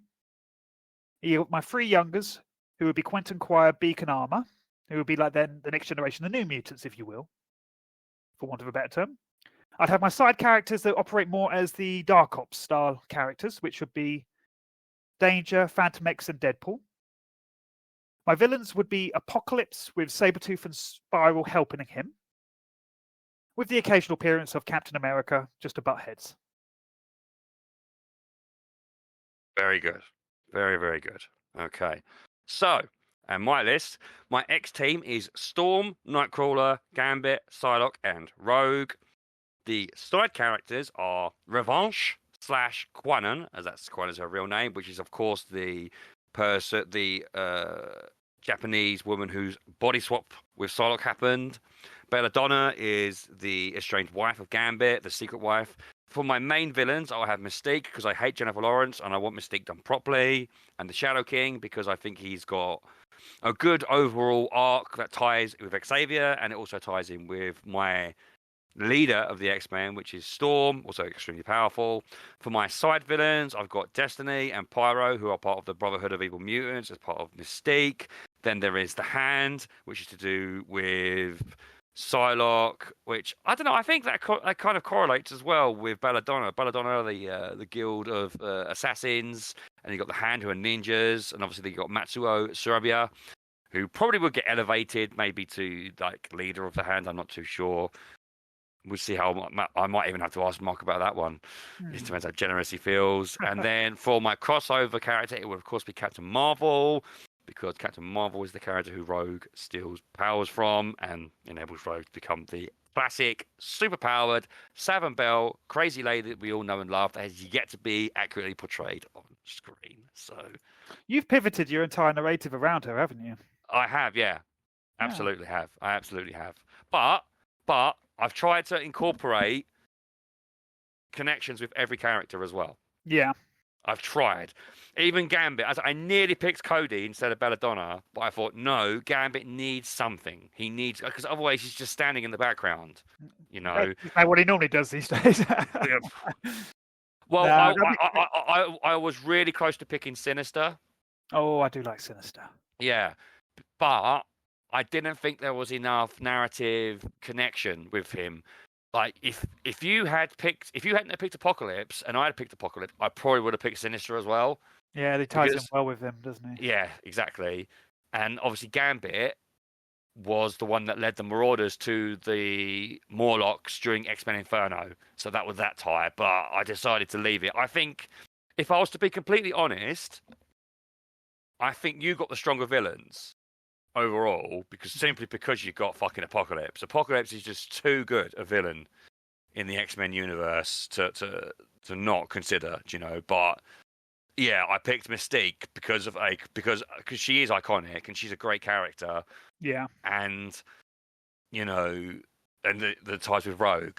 But I also, like I said, because she's a bit of a grey character herself, I think that would leave a lot of potential for the Shadow King to be the main villain of my story as well. Well, Shadow King is a lot more of a subterfuge character than a sort of all-out sort of aggression character. Well, I say aggression. Of course, he's aggressive. Yeah, he's a manipulator. He's a manipulator. He's much more pulling strings kind of character, isn't he? Yes. Well, as far as I know, anyway. But that could be, he could be linked to any of the villains. He could be linked to the Hand. He could be linked to Mystique. Yeah, he's a guy that'd be willing to do deals. Yeah, exactly. Who knows? I just like the idea of him being involved with Storm and being the reason why the X-Men were formed in the first place. Yeah, well, it gives you a good villain to go head-to-head with your leader. Yeah. And a personal interest there, yeah. Yeah, exactly. Plus, I mean, as we stated earlier on, both of our teams, our stories come with Xavier and Magneto anyway, so that builds up to 15 characters. Mm-hmm. Did you consider picking Onslaught at any point? Because Onslaught would have been almost the perfect pick for a villain of a universe, because he basically builds a narrative with the two already picked characters of Xavier and Magneto. Yeah, I don't know. I mean, Onslaught was fine as a villain, I guess. Not a story you love, is it? Nah, I don't think it is. Onslaught was okay. It was, because it was a massive event comic at the time, where not just for the X-Men but for everybody. Yes, of course. And it had like Franklin Richards was tied in with it, and yes, as the introduction of the Savage Hulk and things, and there was lots of little touches there, but something about it always felt a little bit, for me, not quite. The most interesting thing about Onslaught is why Onslaught happens in the first place, and that is Magneto ripping Wolverine's adamantium out of him, and then Xavier literally going insane and destroying him mentally. That is more interesting than Onslaught himself, I think. Just when they finally showed the design of Onslaught, and he just looked at him and goes, "You just look like a beefy version of Magneto." Yeah, it's not great. No, it's not a character. It's a character you remember, but yeah. In a list which has been predominantly heart picks for me. Yeah. Maybe at the expense of the narrative. Yes, I would say that. Nonetheless, I'm happy because I got to pick the characters I liked, and I got to talk about the characters I love. Very good, mate. Very good. Okay, then, Mark. So, well, that's it. The draft is now closed. I don't know where and for how long I'm going to run a poll for, but I will put a poll probably on Facebook, I think. I might do it on Facebook, or I might do it, because we're only on Spotify, maybe I'll do it on the Spotify. I might do it on the Spotify. And then I'm going to leave it open for a while, and we'll see what happens. But so what do you think, mate? This is our first attempt at such a system. Oh, I do feel they got a little bit hostile back there at times, man. No, I'm going to be honest. It did a bit, yeah. I still, that Deadpool pick, mate, I still ain't happy about it. How do you think I feel? Technically, you claim you've only got 15 people in your team, but you're not counting the thousands upon thousands of masked ninjas you got stood behind them. I feel you fudged the numbers there a little bit, but I'm going to let it slide. Very good, mate. Very good. Yes, I enjoyed this a lot. The X-Men is definitely a subject we're going to return to in season 2 of the podcast. I've already decided we're doing an episode on the X-Men. I've thoroughly enjoyed researching this. X-Men 97, the sequel TV series, which is going to get more seasons as well, just started as we're recording this. So, I imagine when we come back to talking about the X-Men, we can talk about that as well. And it's just going to be a ball. Mm-hmm.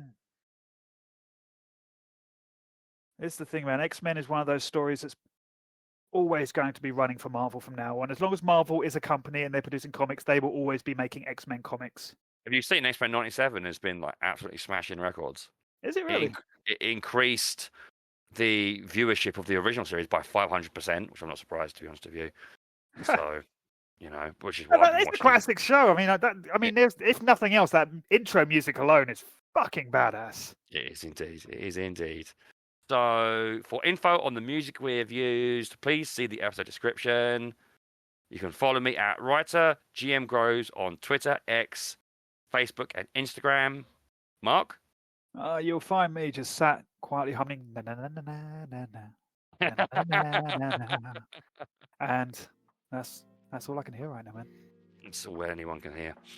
If you would like to read my work, check out the website in the podcast episode description. There you will find articles, reviews, and some fiction here and there. So without further ado, I will bid you farewell and hopefully We'll see you soon. Catch you later.